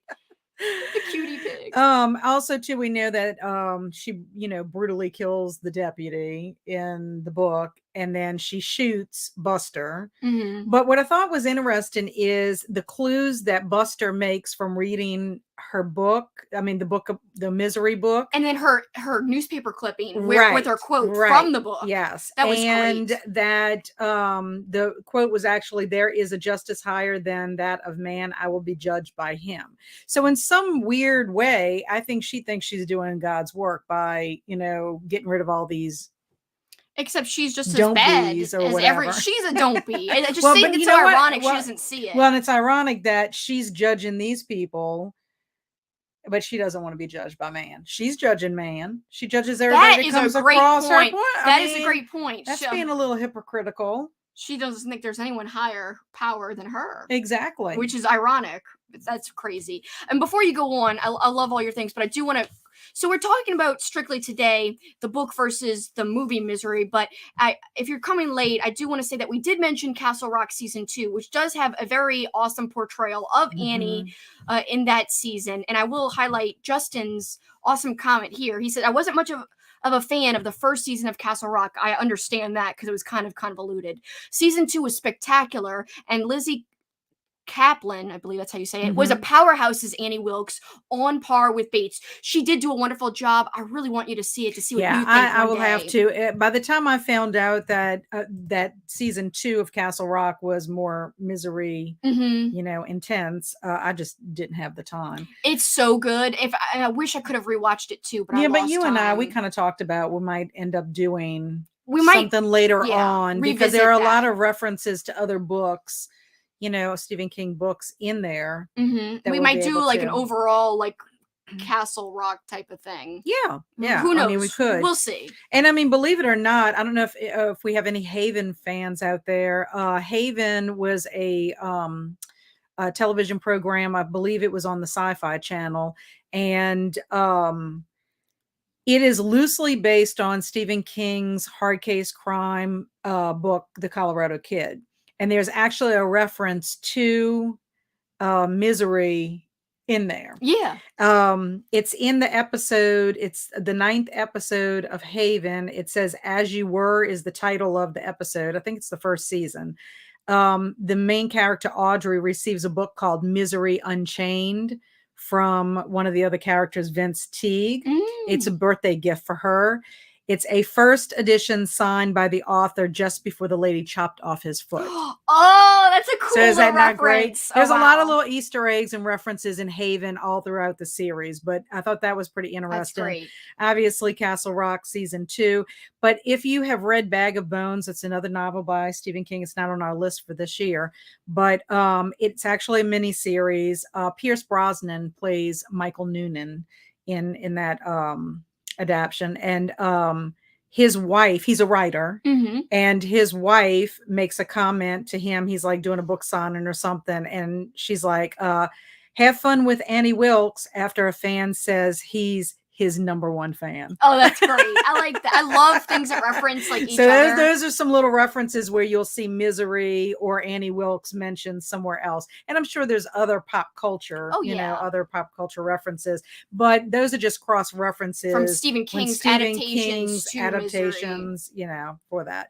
But I thought that was kind of neat. Before you go on, it was Dana who has the pig, and she says, I should have named my own pig Misery instead of Hamlet. But Hamlet's so cute. Yeah, Hamlet is cute. It's a very cute name, but Misery would have been pretty funny too. That is pretty funny. And the pig was very cute in the movie, I gotta say. I liked that pig. I know. Very well behaved too. And another thing that wasn't shown, I mean, I don't think this is in your notes or your comparison, is she neglected the animals pretty badly. I'm glad she didn't, the book. Because I hated reading about that. I hated reading about that too, but it was not shown in the movie at all. She treated Misery the pig very well, it seemed like. She did, but in the book, if you remember, she left for so long that she didn't milk the cow, and the cow died. Yeah. You know? Oh, and the cross. But that's what I'm saying. About the cross is what cross. She stabs the deputy with. That was so great. Initially, and that's when he's dragging himself back. How could you forget that? Because remember, Paul is trying to say she's behind you. And I just think it's so ironic that it was with a cross, too. But you know what I think is awesome about that? And then she genuflected. She stabs that deputy in the back with the cross,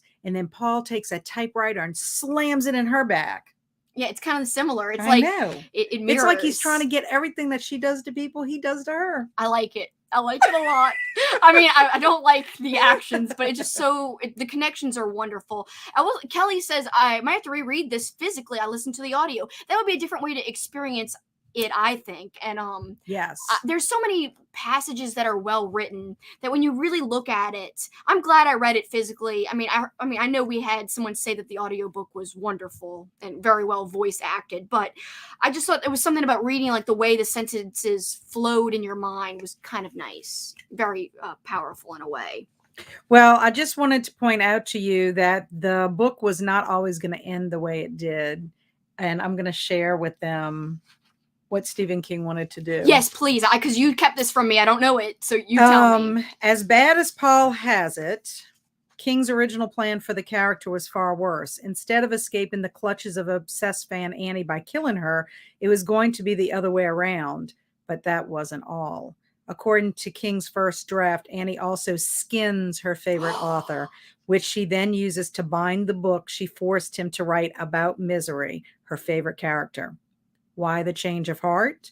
King thought it might be a letdown for readers to root for Paul the whole book, only for him to meet such an undignified ending. That's incredible. And I'm going to tell you, I would have been so mad. I know. If he would have went with that. That would have been terrible. Terrible. Along those lines, by the way, about the ending for the book and movie are quite different. Not only with the book, he doesn't publish Misery that he was forced to write, and he doesn't come to embrace it. Mm-hmm. He publishes something else entirely, and he's like, "Oh, like I'm a real writer now." It's completely different. So he doesn't embrace who he was and use it to reach another level.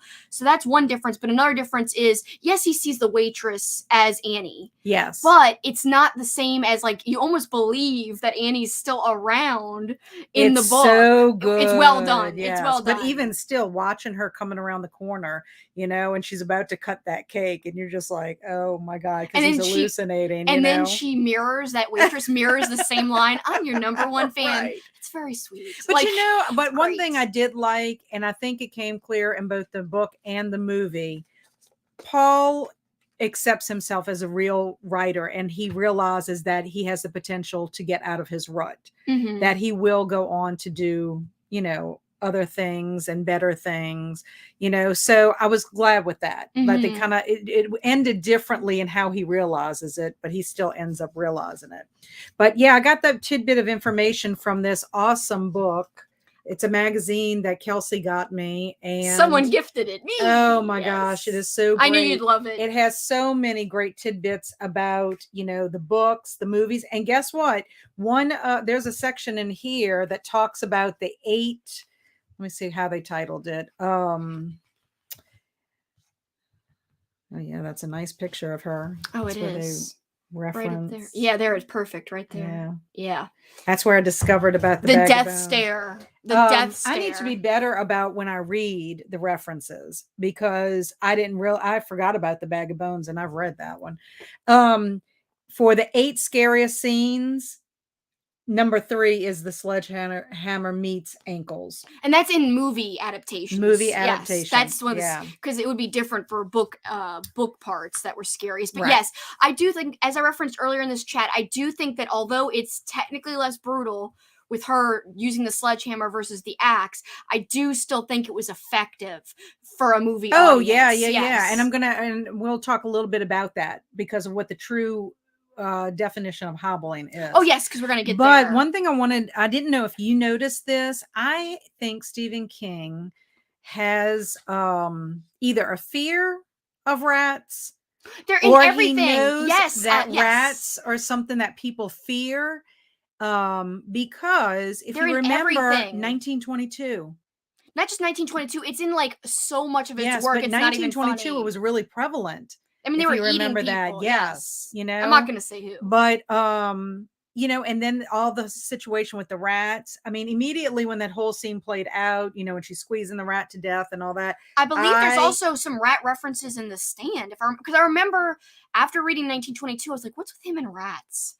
Because I started to make connections of him mentioning rats in other stories, and I was like, what is with him and the rats? I mean, there's a lot of little references, but it's a big part in 1922. But that whole scene was very prominent with the rats and Annie. And I even, to piggyback off of that, since you mentioned it anyway, there's a great quote that he says, she says, Yeah, so she's playing with the rat, and she says on my Kindle version, it's on page 173. How its heart beats, how it struggles to get away, as we do, Paul, as we do. We think we know so much, but we really don't know any more than a rat in a trap, a rat with a broken back that thinks it still wants to live. Hell yeah! Yeah, because who's the rat? Yeah, it's wonderful. Look, Great stuff. Purple Bookish Frog says that alternate ending would have shocked me, but boy, what an ending! And actually, Ben Grimm, he agrees and says it would have been a great ending. I would have been pretty disappointed, but I would have been so sad. Paul to go to make it as far as he made it and to end up to be the book cover. Yeah, I mean, like, that's hardcore. She would have to know how to like treat like skin to make it leather. Annie in the book definitely would have those skills. She would. Yeah, what was her memory book made of? Skin. No, just kidding. It would be great if it was skin, then they would come full circle. Oh my God. Well, just to get into hobbling, I did a whole deep dive on hobbling because I had to know. Because I think when I forgot that he got his foot cut off in the book. Oh, you did? Because I was shocked. I had no idea it would be different. I thought it was the sledgehammer the whole entire time.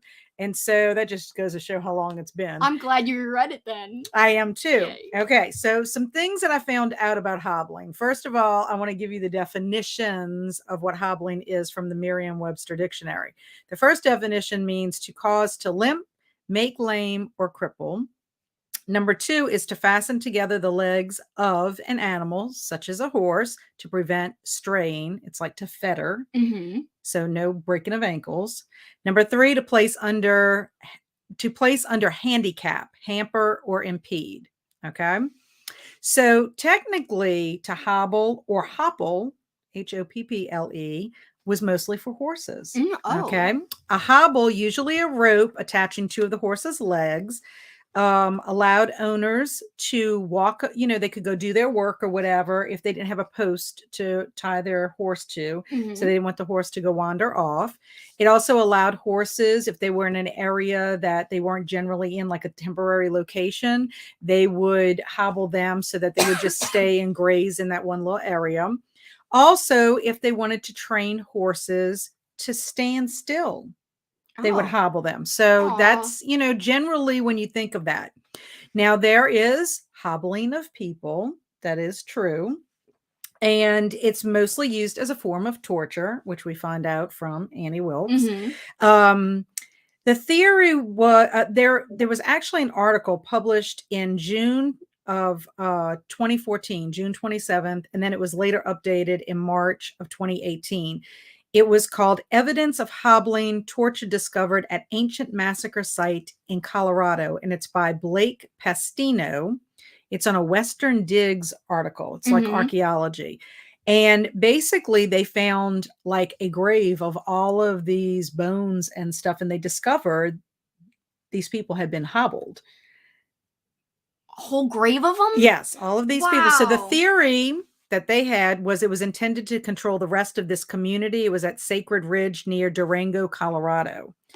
And then Annie actually makes a reference, when she talks about, she finds out he leaves the room, and before she actually hobbles him, she says it's because workers who stole diamonds were punished with hobbling. It was a message to send to workers without actually killing them. So she didn't want to kill Paul. She just wanted to make sure he wasn't moseying around finding more things out, or the fact that he could possibly get out of the house. Then talking more about the hobbling, I thought this was fascinating.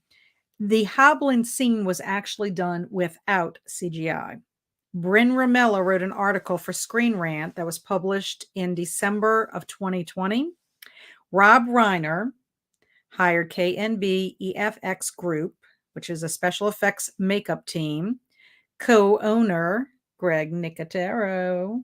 You know him from Creepshow and The Walking Dead. And that's pretty hardcore. Yeah. Good stuff. It was founded in spring of 1988. He co-owned it with Howard Berger, and to create they did prosthetic legs for James Caan. It was like gelatin and a PVC pipe with hinges in the ankles. It was a real sledgehammer. That was the real thing that was used. The camera was so tight on the sledgehammer and on the legs and the bed and all that area that James Caan actually wasn't even in the scene. Wow. So So he was later he able- had to just like act Right, agonized, exactly. whatever. Of course, the scene in the film is less brutal than the book. However, it's still brutal. I mean, the fact that I cannot even imagine. Like, I think I would have passed out. I mean, Dana I don't says, think I could have even. my husband Barry literally squealed when the ankle part happened in the movie. So yeah. And by the way, I mean, we'll keep going about Hopland, but I've got something about rats after. No, but I just think that is so interesting that what they went through to make it look the way they did. I thought that part looked good, and I thought it looked better than when she hit her head on the typewriter. Yes. Because so there's this shot where Annie knocks into the typewriter in the movie, and you could totally tell. Yeah. In like a couple of frames that it's a That dummy. it was, yeah. That it was fake. And I saw it in a second. I was like, okay, it's fake. I was like, man, I wish it would look better. But speaking of, we were saying, what's the deal with Stephen King and rats? Oh, we got some info? Yes, Dana coming to the rescue again. She says, in a super old TV interview with him, I saw online, he said his biggest fear would be flying in a plane full of rats. Oh, wow. That is amazing. No wonder there's rats in so many of his stories, at least that I've noticed. Like, even if it's a small little part, but whereas we referenced 1922, it's huge. And I would say it's fairly prominent in this, where she's sucking on rats' blood. I think that's kind of prominent. Yeah. No. Oh, yes. Seeing his ankle turn into the letter L makes me cringe every time, Dana says. It did make me cringe, and I knew it was coming, and I've seen it before. When I rewatched it last week, I was like, holy shit, this still affects me. Like, it was, that tells you it's well done, I think. I think so, too. Yeah.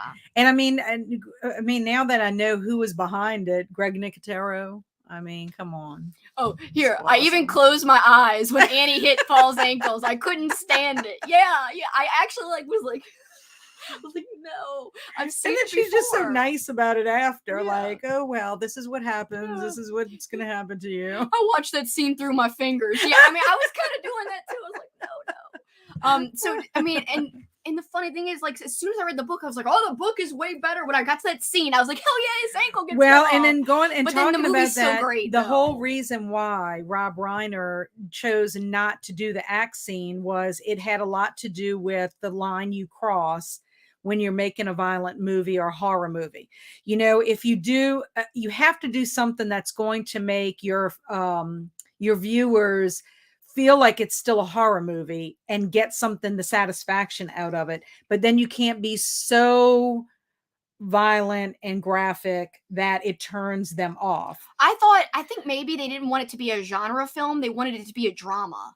And so you can't really cut off an ankle with tons of blood, I think, and have it still be considered somewhat of a drama. You know, horror as a genre of movies is not looked at very favorably. So to me, Rob Reiner would be like, well, I don't want it to cross the bridge, and we're calling it horror, but a lot of mainstream people have seen this movie, so I think some people consider it like, you know, it can it crosses the line of torture porn. That's what they were saying. It's kind of like, no, he did not want to do that. He wanted to come off that it was a horrific, you know, situation. And if you think about it, you know, he had both of his ankles broken in this scene with the sledgehammer. So you can say it was actually more brutal than what he was going through. I mean, he only had one foot that was cut off.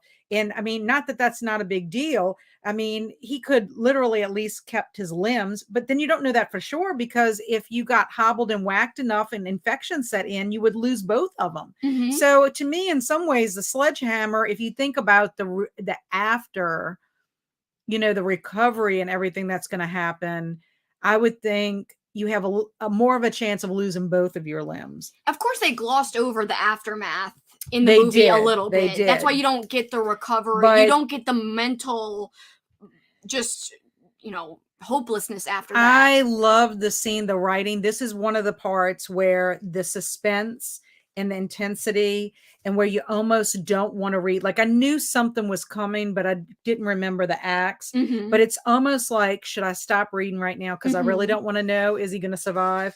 So I want to read this part right here. Go ahead. She gripped the handle farther up in her left hand and spread her legs like a logger. Annie, oh, please, please don't hurt me. Her eyes were mild and drifting. Don't worry, she said. I'm a trained nurse. Oh my The god. axe came whistling down and buried itself in Paul Sheldon's left leg just above the ankle. Pain exploded up his body in a gigantic bolt. Dark red blood splattered across her face like Indian war paint. It splattered the wall. He heard the blade squeal against bone as she wrenched it free. He looked unbelievingly down at himself. The sheet was turning red. He saw his toes wriggling, and then he saw her raising the dripping axe again. Her hair had fallen free of its pins and hung around her blank face.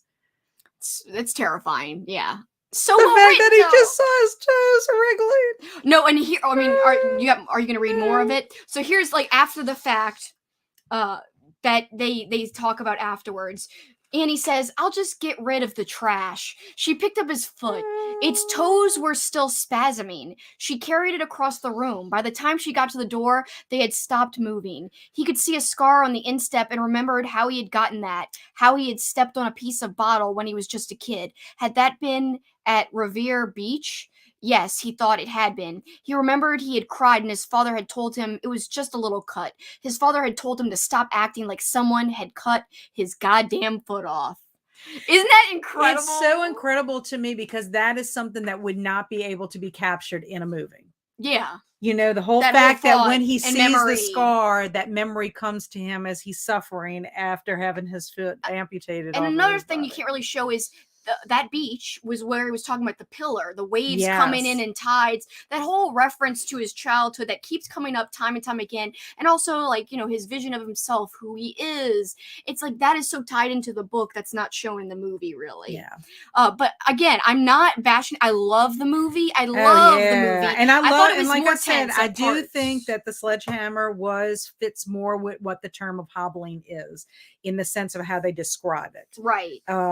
You know, but I don't know. I mean, obviously people did, you know, like the film. It's very well received. It's a classic. I think people still look upon it fondly, whether you're a horror fan or not, because I do think that it could pass as a drama film. I do think that it's been adopted into popular culture to where it's Mhm. part of, like, you know, the common kind of knowledge of everyone in terms of what we've all seen and what we Mhm. talk about. Mhm. So let's talk about our feelings and like the general consensus ratings and stuff. Take us through it, Kat. IMDb 7.8 out of 10. Rotten Tomatoes 90%. Google users 89%, which I think is high, especially for a horror movie, for Yes. sure. You know what I think is so great is we talked about Rob Reiner doing it. I don't know if you realize, but Rob Reiner was married to Penny Marshall for about 10 years. I remember which that. I think is just awesome. I like Penny Marshall as you know, well. and for people who don't know who Rob Reiner is, he was famous for All in the Family as Meathead. Yeah. But one thing I didn't realize, I knew about Princess Bride and Stand By Me, but I did not realize he did When Harry Met Sally. I forgot about that, but yeah, that's You know, pretty so great. there's lots of films that he's famous for. He's very diverse. Obviously, Yes. he's an actor, but he's a great director. Yeah. And he could do different types of films, obviously, as Mhm. well. I really thought this was so well made. He did a great job. I think doing so, something too. that I thought would be And the difficult. only reason, like I said, the only reason he directed it was because he had directed Stand By Me, which was well received. Stand By Me was based on The Body, which was a short story written by Stephen King. So I think he felt like he was comfortable, you know, putting it in good hands. They had a good screenwriter. But before we move on to any other things that you might have to say, I just want to shout out to Sheriff Buster. He was amazing. I love that actor. Yeah, I love learning about the actors. Richard Farnsworth is the one who played Sheriff Buster. He actually started off as a stuntman when he was like 16 years old. He's best known for the film Comes a Horseman, which was in 1978. He was actually nominated for an Oscar for Best Supporting Actor. He was also nominated for a Golden Globe and an Oscar, but never won. He did win some other awards for his work. And I mean, he's now deceased, but I thought that was pretty neat. I liked him. My husband told me that he used to be in a lot of Westerns. so that makes sense if, he was a stuntman. Yeah. And then Frances Sternhagen, who played his wife, Deputy Virginia. I loved her too. Loved she her. was really well done. Yes. A great character. And I just loved the banter between the two of them. They were just cute together. They had a That's lot of why I think it really chemistry. broke my heart about him getting killed. Me too. But she was a stage, film, TV, and voice actor. She actually reads as the title character of Dolores Claiborne. She does like the audio for that. Oh, I didn't realize that. Yes. And then she won a Tony Award in 1995 for Best Performance by a featured actress in a play. It was for the play called The Heiress. She is 92 years old. She's still living, but she no longer is a working actor. She retired in 2014. So I thought that was pretty interesting that she's still out there. But I don't know, 5 stars for me on both. Like I said when I featured that comment in that convo between me and Kelly in the Discord, I first was like, so I read the book. I was like, the book's better. It's brutal. Oh, I love it. Then I rewatched the film and I'm like, wait, I might like the film better. And now I'm just thinking that I really like them both a lot. And I gave the book 5 stars. And I'm really bad at rating things. It's so hard and difficult.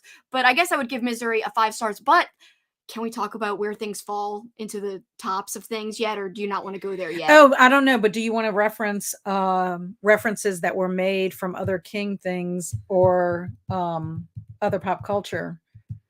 Oh, yes. I do want to get in Misery. Do you want to do that first before we move on to? Well, I just wanted to, since we're talking ratings, I wanted to say. Okay, let's go. But then we could do the references right after. We could do that. But also, too, Jamie points out that Rats Are in the Dark Tower too. It's a whole Stephen King multiverse thing. I mean, the rats. I mean, the rats is a thing with him. I definitely see.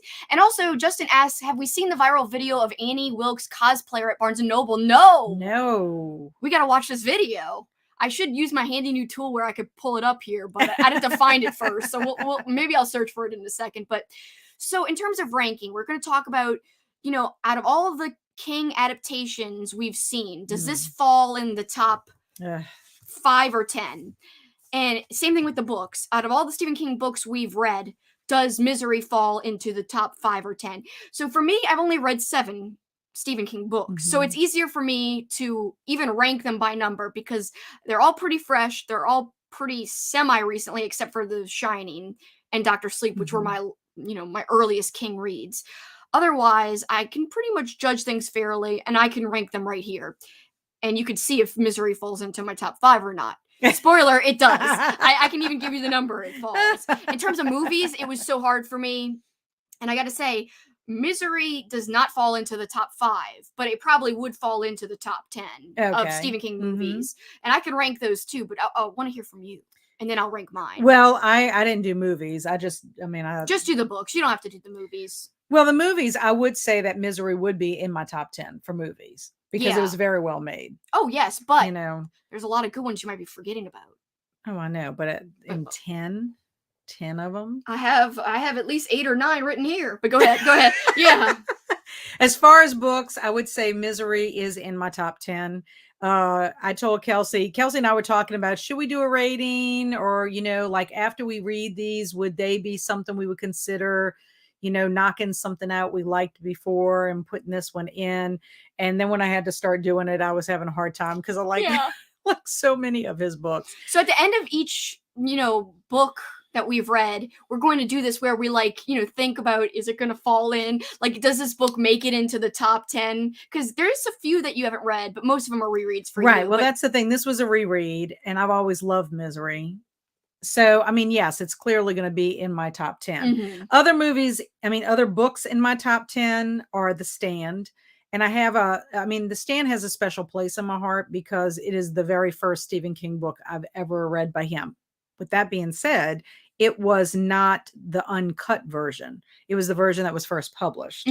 So I have never read. It wasn't the unabridged. Yeah. I've never read that one. Some people don't like that version as much. Some people who read the original don't like it as much. I read it when I was in 8th grade. I got a paperback copy and I just fell in love with the writing. I loved it because it had so many characters in it, character development, and lots of characters are something I really like. I'm more character driven than plot driven, I guess is the best way to put that. Pet Sematary is on that list. Love it so very, very much. I'm glad that Kelsey's finally getting to read it. I can't wait for when we discuss that one. Yeah. So good. So excited. It is just fabulous. The book, both screen adaptations, it's just, I don't know. I've got to read that one. I haven't read that one. I think it's going to be phenomenal. I can't wait to read it again and revisit it. I've Mhm. only read it one time. So these things might change a little bit too. I mean, I only read it one time because it's humongous. Salem's is. Lot. Salem's Lot is probably my all-time favorite book of Stephen King's. I absolutely adore it. I've read it several times. I've seen the version with David Soul, but not the one with Rob Lowe. So I can't compare the movie. So Right. if we ever do get to do a Salem's Lot, that would be a fun discussion to have. I love The Shining. Mr. Mercedes, and I put the whole entire trilogy. It counts. Because it I goes think you together. need all of it together. Yeah. And that's a more recent book by him. Needful Things, which is also humongous, but I just love it. Lots of characters. Psst, we are going to read it this year. It's a little spoiler, but we've got the reveal coming in 2 weeks. It's not that huge of a spoiler. I want you guys to prepare if you do want to take on this beast. It's Right. insane, but I'm excited because Kat has praised it so highly, and I've heard lots of people talk great about it. Like, they've praised it. It's awesome. Mm-hmm. The Outsider, which that's a more, you gave it to a more me. recent one. I gave that to I'm Kelsey pointing for to Christmas. it. You guys can't see, but because I'm I can't wait to see the television miniseries with that, because Jason Bateman plays the main character in there. Mm-hmm. And I want to see that again. Characters from one novel appear in another. And I think that's probably another reason why Mr. Mercedes trilogy and The Outsider are both on this list. Mm-hmm. And then I have a tie in my top 10 with Duma Key and Insomnia, and both huge books, but just so good. Mm-hmm. So it's just hard because really I would have to have like a low 5 of the books I don't like by Stephen King. Right. I mean, that'd be interesting to see what your least favorites are. I would like to see. Kelly says her number one favorite is Dolores Claiborne, which I've seen the adaptation. That's a good one too. I have not so read it. Good. Yeah, I've heard it's really and good. Actually, believe it or not, Desperation and the Regulators, the books were written at the same time. One is Stephen King and one as Richard Bachman, and things overlap and what happens in those. That to me was awesome too. Really? So there's just too many of them it's hard for me to just narrow down and say these are the 10 most of my favorite. I would have to really, really contemplate that.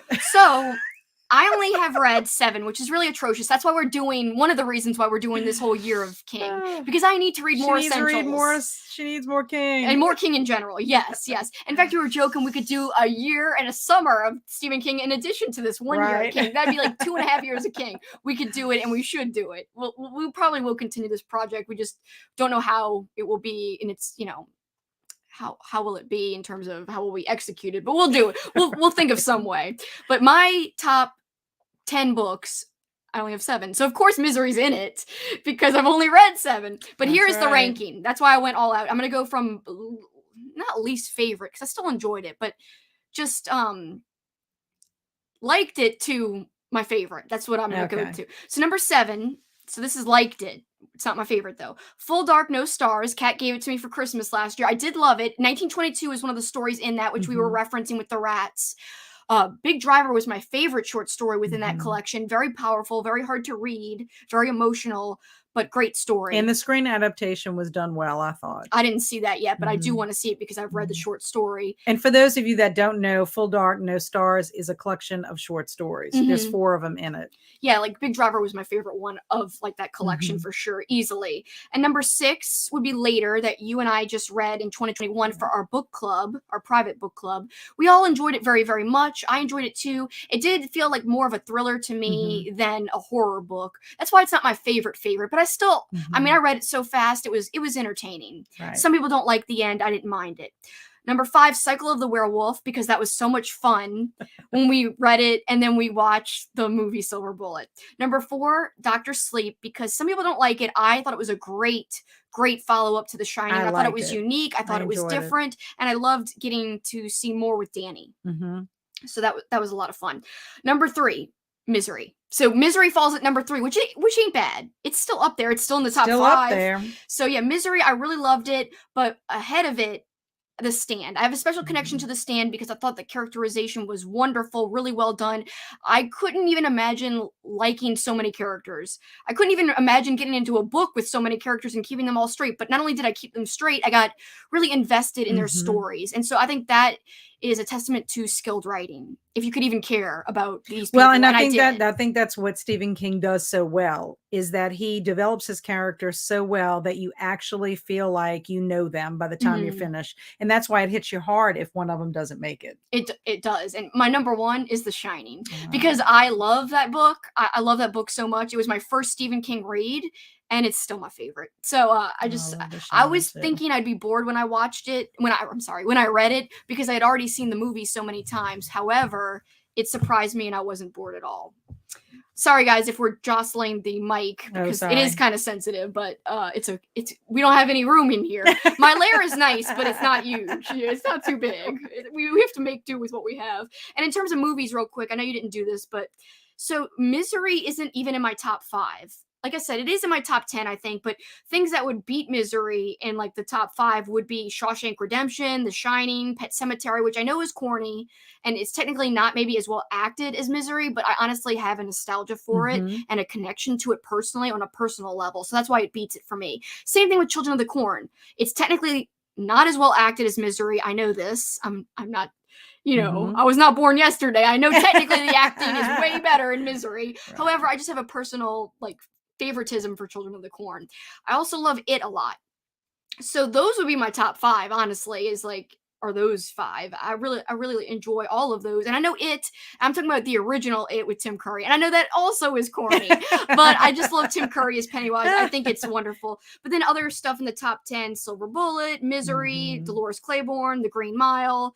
And that's actually only 9 total, but I'm losing track of other. Did you list The Shining? Yeah, that was my number 2. Oh, number 2. Okay. Because Shawshank is one of my favorite movies of all time. And I'm talking about The Shining, the Kubrick version, by the way, is the number 2. Not I've never seen the other one, but I will rectify that eventually. So yeah, I can't even think of other ones that I've seen. Oh, The Stand would be in the top 10. Both adaptations kind of would be tied. They have good things about each of them. I think that would be in the top 10 because I enjoyed so much watching The Stand after I read it. So that would be up there too. So that makes it top 10. There you go. You do have a top 10 of what you've seen, I'm sure. Yes. I'm sure there's more that I'm forgetting. Well, you saw Cujo. Oh, and 1408. Yeah, Cujo's not in my top 10. Oh, wow. I love Dee Wallace, but it's not my top 10. That's why I'm hoping I really like the book. But also, I saw 1408 and I saw The Mist. I don't remember those enough to make a judgment. Right. And I think that's what's going to be great is reading either some new ones or revisiting and deciding. It's just too hard for me. Dana likes hearing least favorites just as much as favorites. So we got to have a least favorite list next time. Hopefully none of the books we're checking out, like ones that you haven't read already, don't fall on the least favorite list. Cujo better deliver. I'm a little worried. We'll see. Hopefully. It's not my favorite of his movies. And also too, I didn't mention anything about Dark Tower. Dark Tower is supposed to be his magnus opus or whatever. I've read the first one, but I have not read the entire series. I can't believe you've only read the first. I've only read the first one. It is a tough. You got to get into that whole entire universe. It's different. And I've heard that the first one isn't where it's at. You got to keep pushing. You do. That's what I heard from people I like Marcy Reeds. I was reading about her King journey. She's doing a King project this year. Oh, but that's awesome. She's going in chronological order. So some people are not joining us just because they're trying to go chronologically. However, we're all over the place. So some of our older picks, they might have already read, which they could join in on the discussion either way. Right. That's you don't have to reread. I thought about I had started, and that's why I have reread some of the books, is because I wanted to go in chronological order, because I thought, there are so many references from one book to the next book. And then they also say that there's references of books in Dark Tower, so, and I've seen that.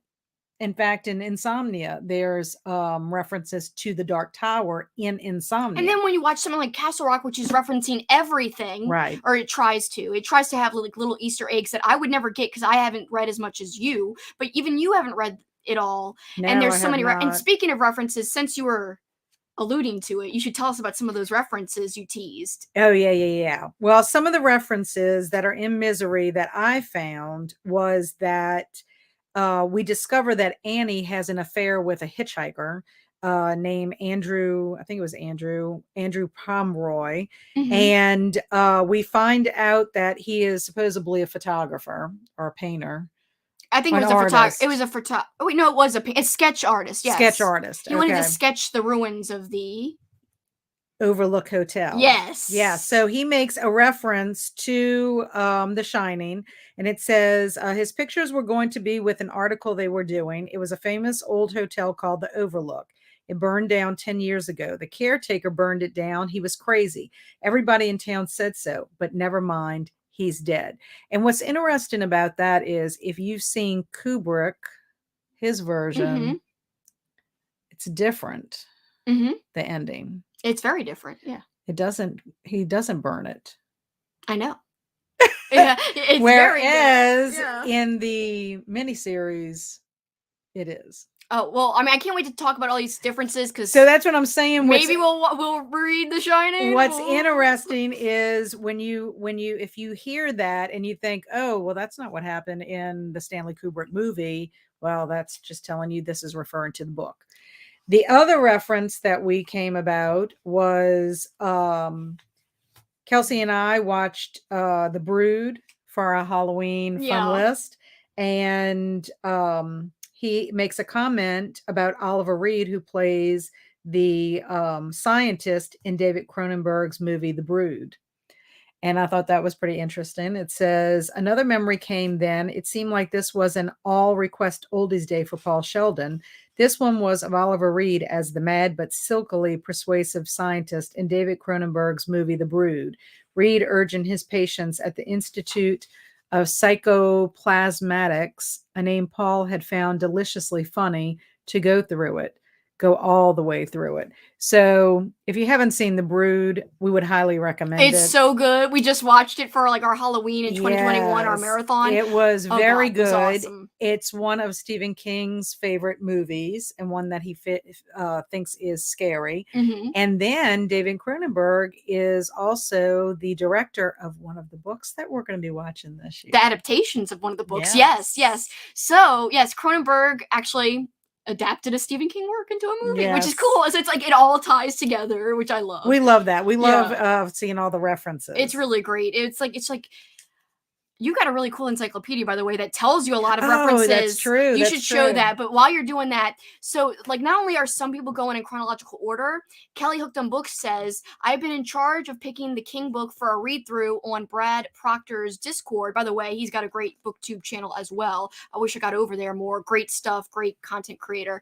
She says, I picked the book on a random wheel spin. There's just so much to pick from. So she's doing it with random stuff. That's cool. That is really cool. So some people are going in order. Some people are randomly picking. We kind of had a theme, and we'll reveal that in our video that's going to be released in about 2 or so weeks about why we pick certain books for certain months for this year. So you guys can see that. That's something to look forward to and anticipate. Benjamin says Dark Tower becomes something completely different as it goes on. So like I kind of said that and alluded to that, he said, but yeah, I heard from Marcy Reed, it's not my own observation. She said she wasn't too into the first book, just like you just said. And she said midway through the second, I think she started to get invested and then be like, yeah. And now she wants to continue. Well, it's kind of overwhelming because I've seen, like, if I was going to read Dark Tower, I would want to read it one book after the other and do the whole entire, which is hard. It can wear you out. I've done that with other series, that I've read, not necessarily Stephen King, but you just want to have something different, kind of break it up. And then I read somewhere that there's actually another order that you should read the books, where they're having these books, his other books, standalone books, interspersed throughout because of the references to Dark Tower. So I'm like, I don't know which way to go. It's overwhelming and I can't make the decision. And so I'm paralyzed. Advise Kat on what so to I do, will guys. Probably not read Dark Tower for a long time. I just feel like it's so much of an investment. I would have to be like the year of Dark Tower. It's not even the year of King at that point. It's like the year of one thing. Yes. Right. And I think it would take me the entire year just to do the Dark Tower.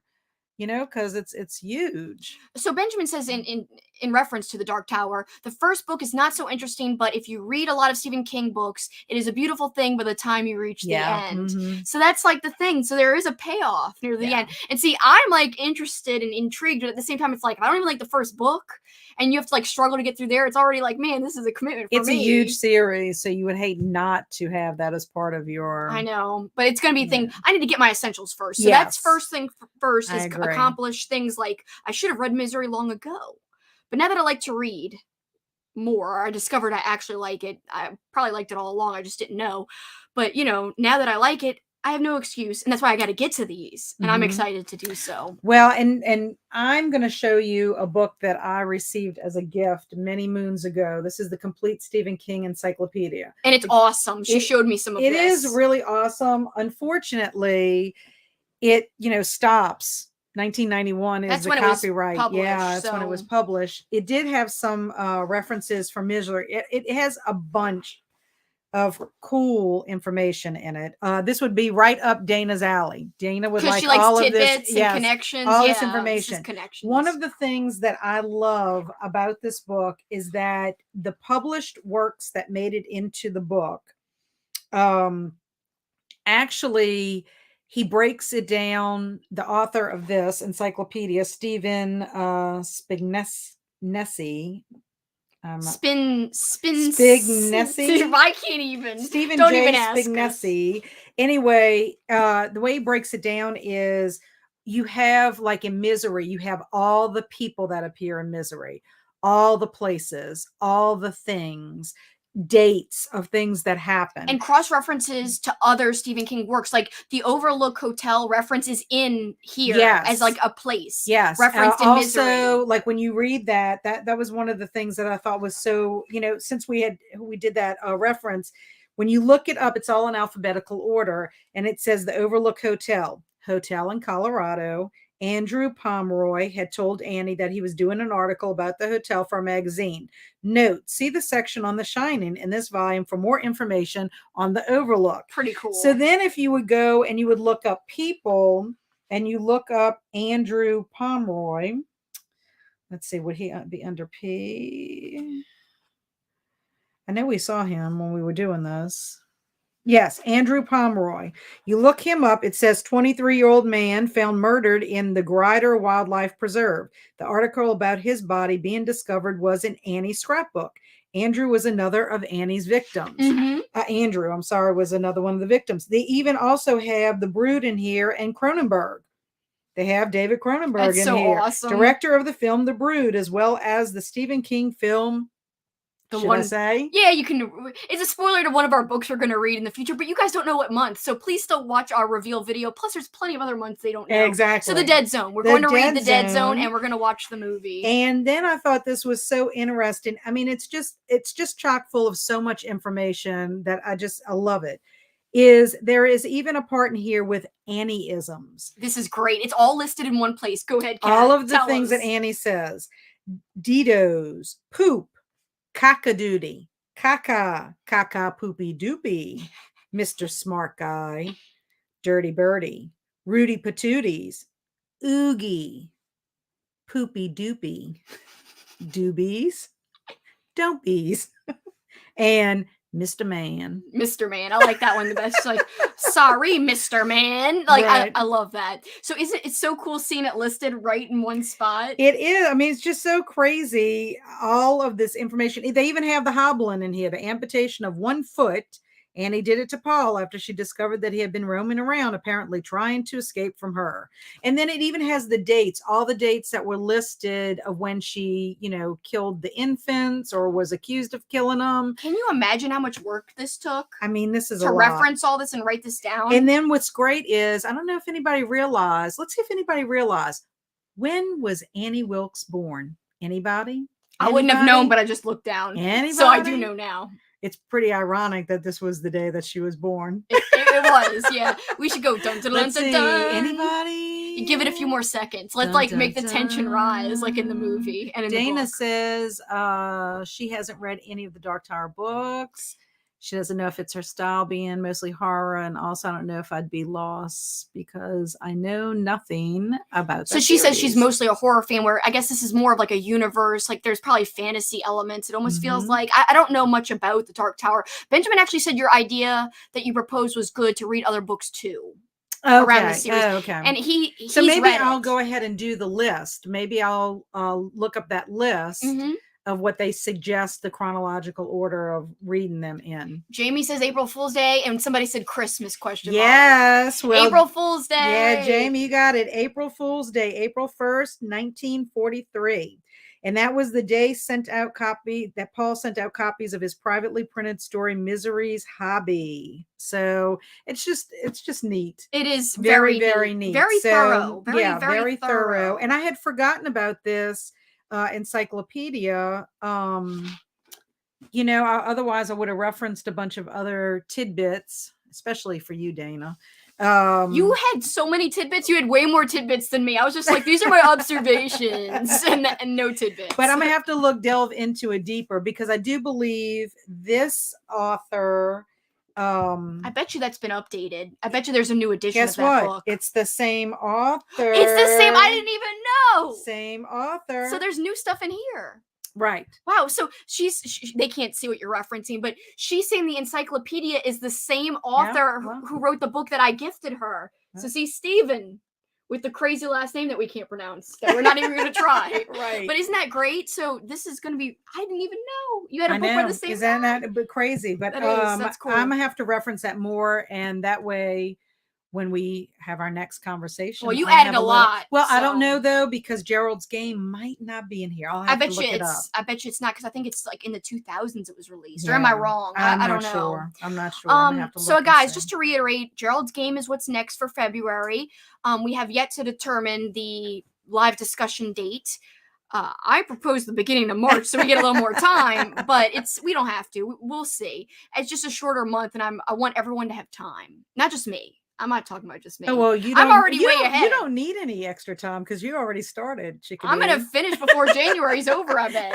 That's my goal, so that I only read Carnival stuff from my readathon. We'll see. She doesn't want to feel guilty that she finished because she started ahead of time. Yes. I don't think there's anything wrong with starting ahead of time. I don't think so either. If any of you guys are ready to start reading Gerald's Game, start reading. Yeah, start reading if you're ready. I mean, I don't think there's anything wrong with working The only thing that's keeping me from reading Gerald's Game right now is that I'm trying to read Dead Mountain to finish for our book club meeting on Thursday. So I finished it yesterday. Woo! I did it. It was a lot of fun. It was better than I expected near the end. Yeah. Interesting. Nothing mind blowing in terms of like whoa, but interesting. I enjoyed it more than I thought I would. So I do want to just end with some housekeeping stuff. I know this isn't the most fun, and then we'll wrap up our thoughts and give an overall thoughts on Misery, the book and movie, a little bit more. But I want to thank you guys too before I do these housekeeping items. Thanks so much for being with us for 2 hours now. I can see on my screen that we've been streaming. I know it's been long, but there's so much to dive into, and we appreciate you guys hanging the entire time. And if you're watching after the fact, it's just as much of a time commitment. So thank you so much as well. Like I said, the Discord, if you guys are interested in chatting, not live, but like not live as in I'm on video and you guys are in the chat, but in a different way, which is still instantaneous, check out that. The link is in the description as I referenced. And some other things is I'm doing a lot more live stream discussions lately. And I just did one about Slumber Party. Christopher Pike wrote that book, and it was a lot of fun. I wore PJs. It was a good time. So that was surrounding my own personal book club called the Midnight Book Society. There is a vote up on my community tab right now. You guys can go and vote for the book you want to read as our club read. In addition to Gerald's Game, I'm reading another book for this, channel book club I'm doing with whoever wants to participate. So the vote's up right now. Vote for what book you'd like to be the official pick, but I'm also doing a whole readathon on top of that. So anybody who wants to buddy read certain books that fit my little carnival theme I'm doing, please join in. One of the books I'm thinking about doing a live stream discussion for, actually, but it's not going to be the book club pick because it doesn't have a lot of votes. It's called House of Illusions by Ruby Jean Jensen. And we actually read a book by Ruby Jean Jensen recently together. The Reckoning. It was pretty fun. Yeah. There was some flaws, but it was still entertaining. So again, let me know if you guys want to buddy read that with me, because I think I'm going to be doing an extra live stream on that in addition to whatever book wins. So I also have another live stream coming up very shortly. I will show you guys. It is a live stream for the book Stolen Tongues. We're going to discuss that book, break it down. One of the few books that truly freaked me out. Kat, I wish you had read it. I know. I wish I would too, because that has come up on another person's channel. And also it's a middle grade book, isn't it? No, it's adult. Oh, it's adult. Okay. It's creepy. Well, it's creepy. I have seen it in 2 different places, and I'm like, it sounds really creepy. Yeah, so if you guys haven't read it already, I mean, there is still a little bit of time. It is like over 200 pages. I think just over 200 pages. So I will warn you there. It might take you a while and you might not finish before the 30th, but I'm having a live stream discussion if anyone's already read it or will have already read it by that time. It's the same time as we started our live stream today, and literally a week from today if you're watching live right now. So Sunday, January 30th, 2 p.m. If you've already read the book, please join me. It was truly scary, and I don't say that often because I like horror, but not a lot freaks me out in terms of horror books. I was saying about the scenes with the foot. I mean, yeah, it's creepy, but I'm not like, I can't sleep. Right. There was things in this that like almost made me afraid to go to bed. Oh, no. And that is rare. Oh, that is no. rare. It has to do I've with had that sleep and happen stuff. with movies, but not Yeah. really so much with books. So, and as I referenced, so after this live stream is over, the one about Stolen Tongues, I'm going to be doing this readathon for February. Some of the books you see here are the books that I personally want to get to for this readathon. As I said, let me know if you want a buddy read. I think the book that's going to end up winning for our official book club read is going to be Tastes Like Candy by Ivy Tholen. So I think that book, it's in the lead right now on the community tab. If you have not yet voted, because I put up a new poll with just 3 votes. So there's been 2 polls. The second one is the newest one. If you haven't voted, go and vote now to make your voice heard, because it looks like one book is in the lead. And in addition to that book, which will probably win, I'm hoping to read the stuff you see on your screen. Benjamin's already saying, yeah, he wants to be in on the buddy read for House of Illusions. Well, if you join my Discord, Same with Jamie. Jamie wants that Jamie too. And I know our friend Rachel from our book club, Uh-huh. our other book club, she wants to do that with me as well. So anyone who wants to read that one is welcome to join in. As you can see, it's on your screen right now in that graphic. I already have a channel for it on my Discord. So there's already a little way to talk about House of Illusions right now as of today. So it's already up there.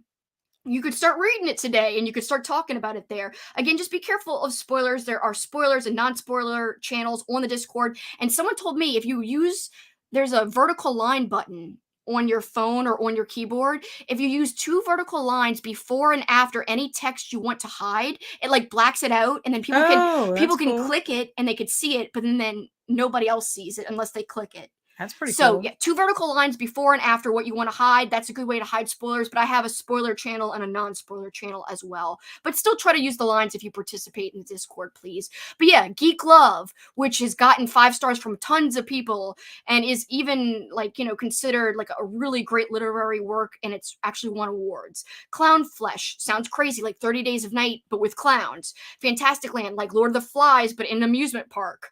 I've heard. Clowns vs. Spiders, about clowns versus spiders, I think. Funland, about crazy gangs in like this carnival themed area. The Troop, kind of about like a traveling troupe freak show type of situation or performance situation.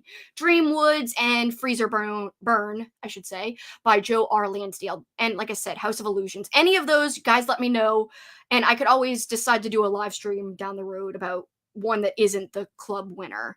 Because I will do a stream for the club winner no matter what, but I'm thinking I'll do more than one stream next month, just like this one. All right, and finally, again, look out for that Stephen King video that we have dropping in about a week or 2, because that will be coming up and we're really pumped about it. So that's all the housekeeping I really have. Any closing thoughts on Misery, the book or movie? My only closing thought is that I thoroughly enjoyed it. Me too. I'm glad that I reread it, and I'm glad that I rewatched it. Oh, I didn't show this. I loved rewatching it. I liked it even more than I thought. I thought I didn't need to rewatch it, and I was wrong. That was a very big surprise, actually. But excuse me putting this down on the table. I am wearing a thematic shirt for today. Yes, it's Shining related, not Misery. So it says, "Baby, it's cold outside." But the reason I wore it was because it was a great reference to a meme that Kat showed me the other day. And okay, same idea. "I really can't stay," says Paul Sheldon, but Annie says, "But baby, it's cold outside." So I thought the sweater fit because of this meme. It's the same idea. So funny. I loved it. Thank you for sharing that, by the way. I really enjoyed Yeah, that. I really did. It was a good time. Misery was a good time. And I'm glad that we kicked off our Year of King with Misery. Me too. I thought it was a great, great pick to start off with. And it was appropriate for the season Mm-hmm. because of the cold, obviously, and the snow and just the isolation. Like I said, I'm really learning that I love winter horror. It's a great seasonal type of Mm-hmm. horror, in my opinion, a great subgenre of horror in a way, or just setting in general. By the way, speaking of the book I referenced about carnival and fair and freak show themed books, Justin says Geek Love is one of the best books he's ever read. Oh, Several wow. times I put the book down and just laughed in shock at its audacity. Wow. This is the type of stuff I've been hearing about this book. This book, and I've got it from the library. I've got to go pick it up by the 31st, but it's ready for me at the library. I wasn't originally going to get to that one, but it sounds so good. I nominated it for our book club, but it's going to lose. It's got no votes, by the way. No votes at all. Dana says, I think Misery is a good starter King book, not too long or in depth, so anyone can read it. Yes, I agree, That's Dana. a great observation. Yeah. So good stuff. Jamie's saying yes for House of Illusions. Thanks, guys. And guys in the chat, it's been so fun talking with you. You guys make the chat like way more varied and intense and in depth, and we really love that. Mm-hmm. Purple Bookish Frog says, I'm reading Stolen Tongues at the moment, but scared to read it at night. I told you. Wow. I told you. It's scary. You've got to read it. I'm gonna have to read You got to this. read it. It's really, I think you'd enjoy it. I really do. Because some of it hits you right at the bat, like the first few pages, wow. the prologue. The prologue is the best part. This is a little sneak preview into my stream in a week, but I really enjoyed it. But there are some things you could criticize. I will admit that. Mm-hmm. But in terms of freak out factor, it's high up there. It's high, and I want you to read it one day. Oh, one little thing I wanted to say about Misery. Mhm. You know, just reading through and doing some Google research and all that, I came across some articles. Some people kind of liked it or whatever, but you know, it got slammed a little bit, which I was kind of surprised. And partly, I think it didn't get as well received because it was not more of like a monster or like, you know, supernatural. Oh, wow. It was more like having a real person, you know, because if you think about other stuff that he had written before that, either the person had some powers like Carrie, or you have ghost involved like The Shining, you know. Mhm. And so this was like maybe his attempt of trying to do something else, that horror is not just monsters, Right. you know, that a human being could be a monster. And we've read books like that where the humans are sometimes scarier than the monsters. Yeah, I mean, when you watch zombie films too, or Yes, shows, if you're talking about The yes. Walking Dead, the people are worse than the zombies. Mhm. So I think that's very, Well, very frightening. and the reason I'm bringing that up is because, like Dana said, it's a good starter King book, you know. So if you're a person that, you know, not necessarily want to do the supernatural or the monsters or whatever, it's a good segue for that. It's a little bit realistic, and I think that's what makes it extra Yes. scary. Like that, Mhm. like you said in the beginning, to loop around and to kind of come full circle. Yeah. You said anybody can run into an Annie. Yes, And that's true. that is what is like terrifying. And I will say, Dana also said a good starter book besides Misery is Pet Cemetery, which it's not gonna be my starter, but I'm so happy I'm gonna Mhm. finally get to it, I think, this year. Yeah. It's one of the picks. But I'm giving away all the picks. Now there's plenty of picks that we haven't given away. Yeah. Purple Bookish Frog says, read Misery when I was a teen, due for a reread, just read Pet Cemetery recently, great, can't wait to see a live on that one. Yes. Dana says, jinx Kelsi, because she just said realistic scary people are way more effective to scare me than any monster. Like you said, it's true. It's just something that could actually happen, whereas you can almost suspend your disbelief with monster type of situations. Having said that, to circle around to Stolen Tongues, there's stuff that is like realistic in a way, and that's what makes it scary. There's like a realism about sleep, something to do with sleep. You gotta read it. You gotta read it. I want you to read it now. It's like my mission in life. So that's it. We're pretty much wrapping up. I gotta say, I'm so glad I read it, and I'm glad that I got over the hump that I felt, and it was just because of familiarity. Familiarity. I still can't do it. I'm just gonna change the word at this point. It was just because I was familiar with the story, and so it took me a little while. But once I got there, I didn't give up, and it really paid off for me. So overall, wonderful experience, and I can't believe that I'm sitting here saying that the book and movie are tied, and not just saying that the movie wins it all. That means that I really liked the book and thought it was good. Like I said, 5 stars. At first I was saying, should I give it a 4 or 4.5 because of that little lull in the beginning where I Mhm. wasn't super into it, but I don't think that's fair. It's not King, Mhm. it's me. I had seen the movie. I was Right. familiar. Why should I kind of take away stars from my rating because of that? It Right. really was nothing to do with the You have book to think, how itself. would I have felt if I was reading this with fresh eyes? Yeah, and first, before knowing anything at all, Mhm. when things were still new and I knew nothing about the, because even if you haven't seen the movie, you might know of the movie. So what Exactly. if I had never even known about the movie ever, not even heard about it? How would I have looked at it? You're right, and that's how I rated it. So Mhm. otherwise, it might have been a little bit different. Well, thank you. Thank you, everybody. That's it for us. We still got a few more things to do before Kat leaves, so we're gonna sign off and do our other things, including exchanging gifts, because we're birthday week buddies. We had our Yeah. birthdays recently, so we're gonna exchange our gifts and then call it a day. But thanks so much, guys, for spending so much time with us. Means a lot. For this time, though, that's it for us. Till next time, what can they do? Keep on killing it. Keep on killing it. Bye, guys. Thank you. See ya. It won't let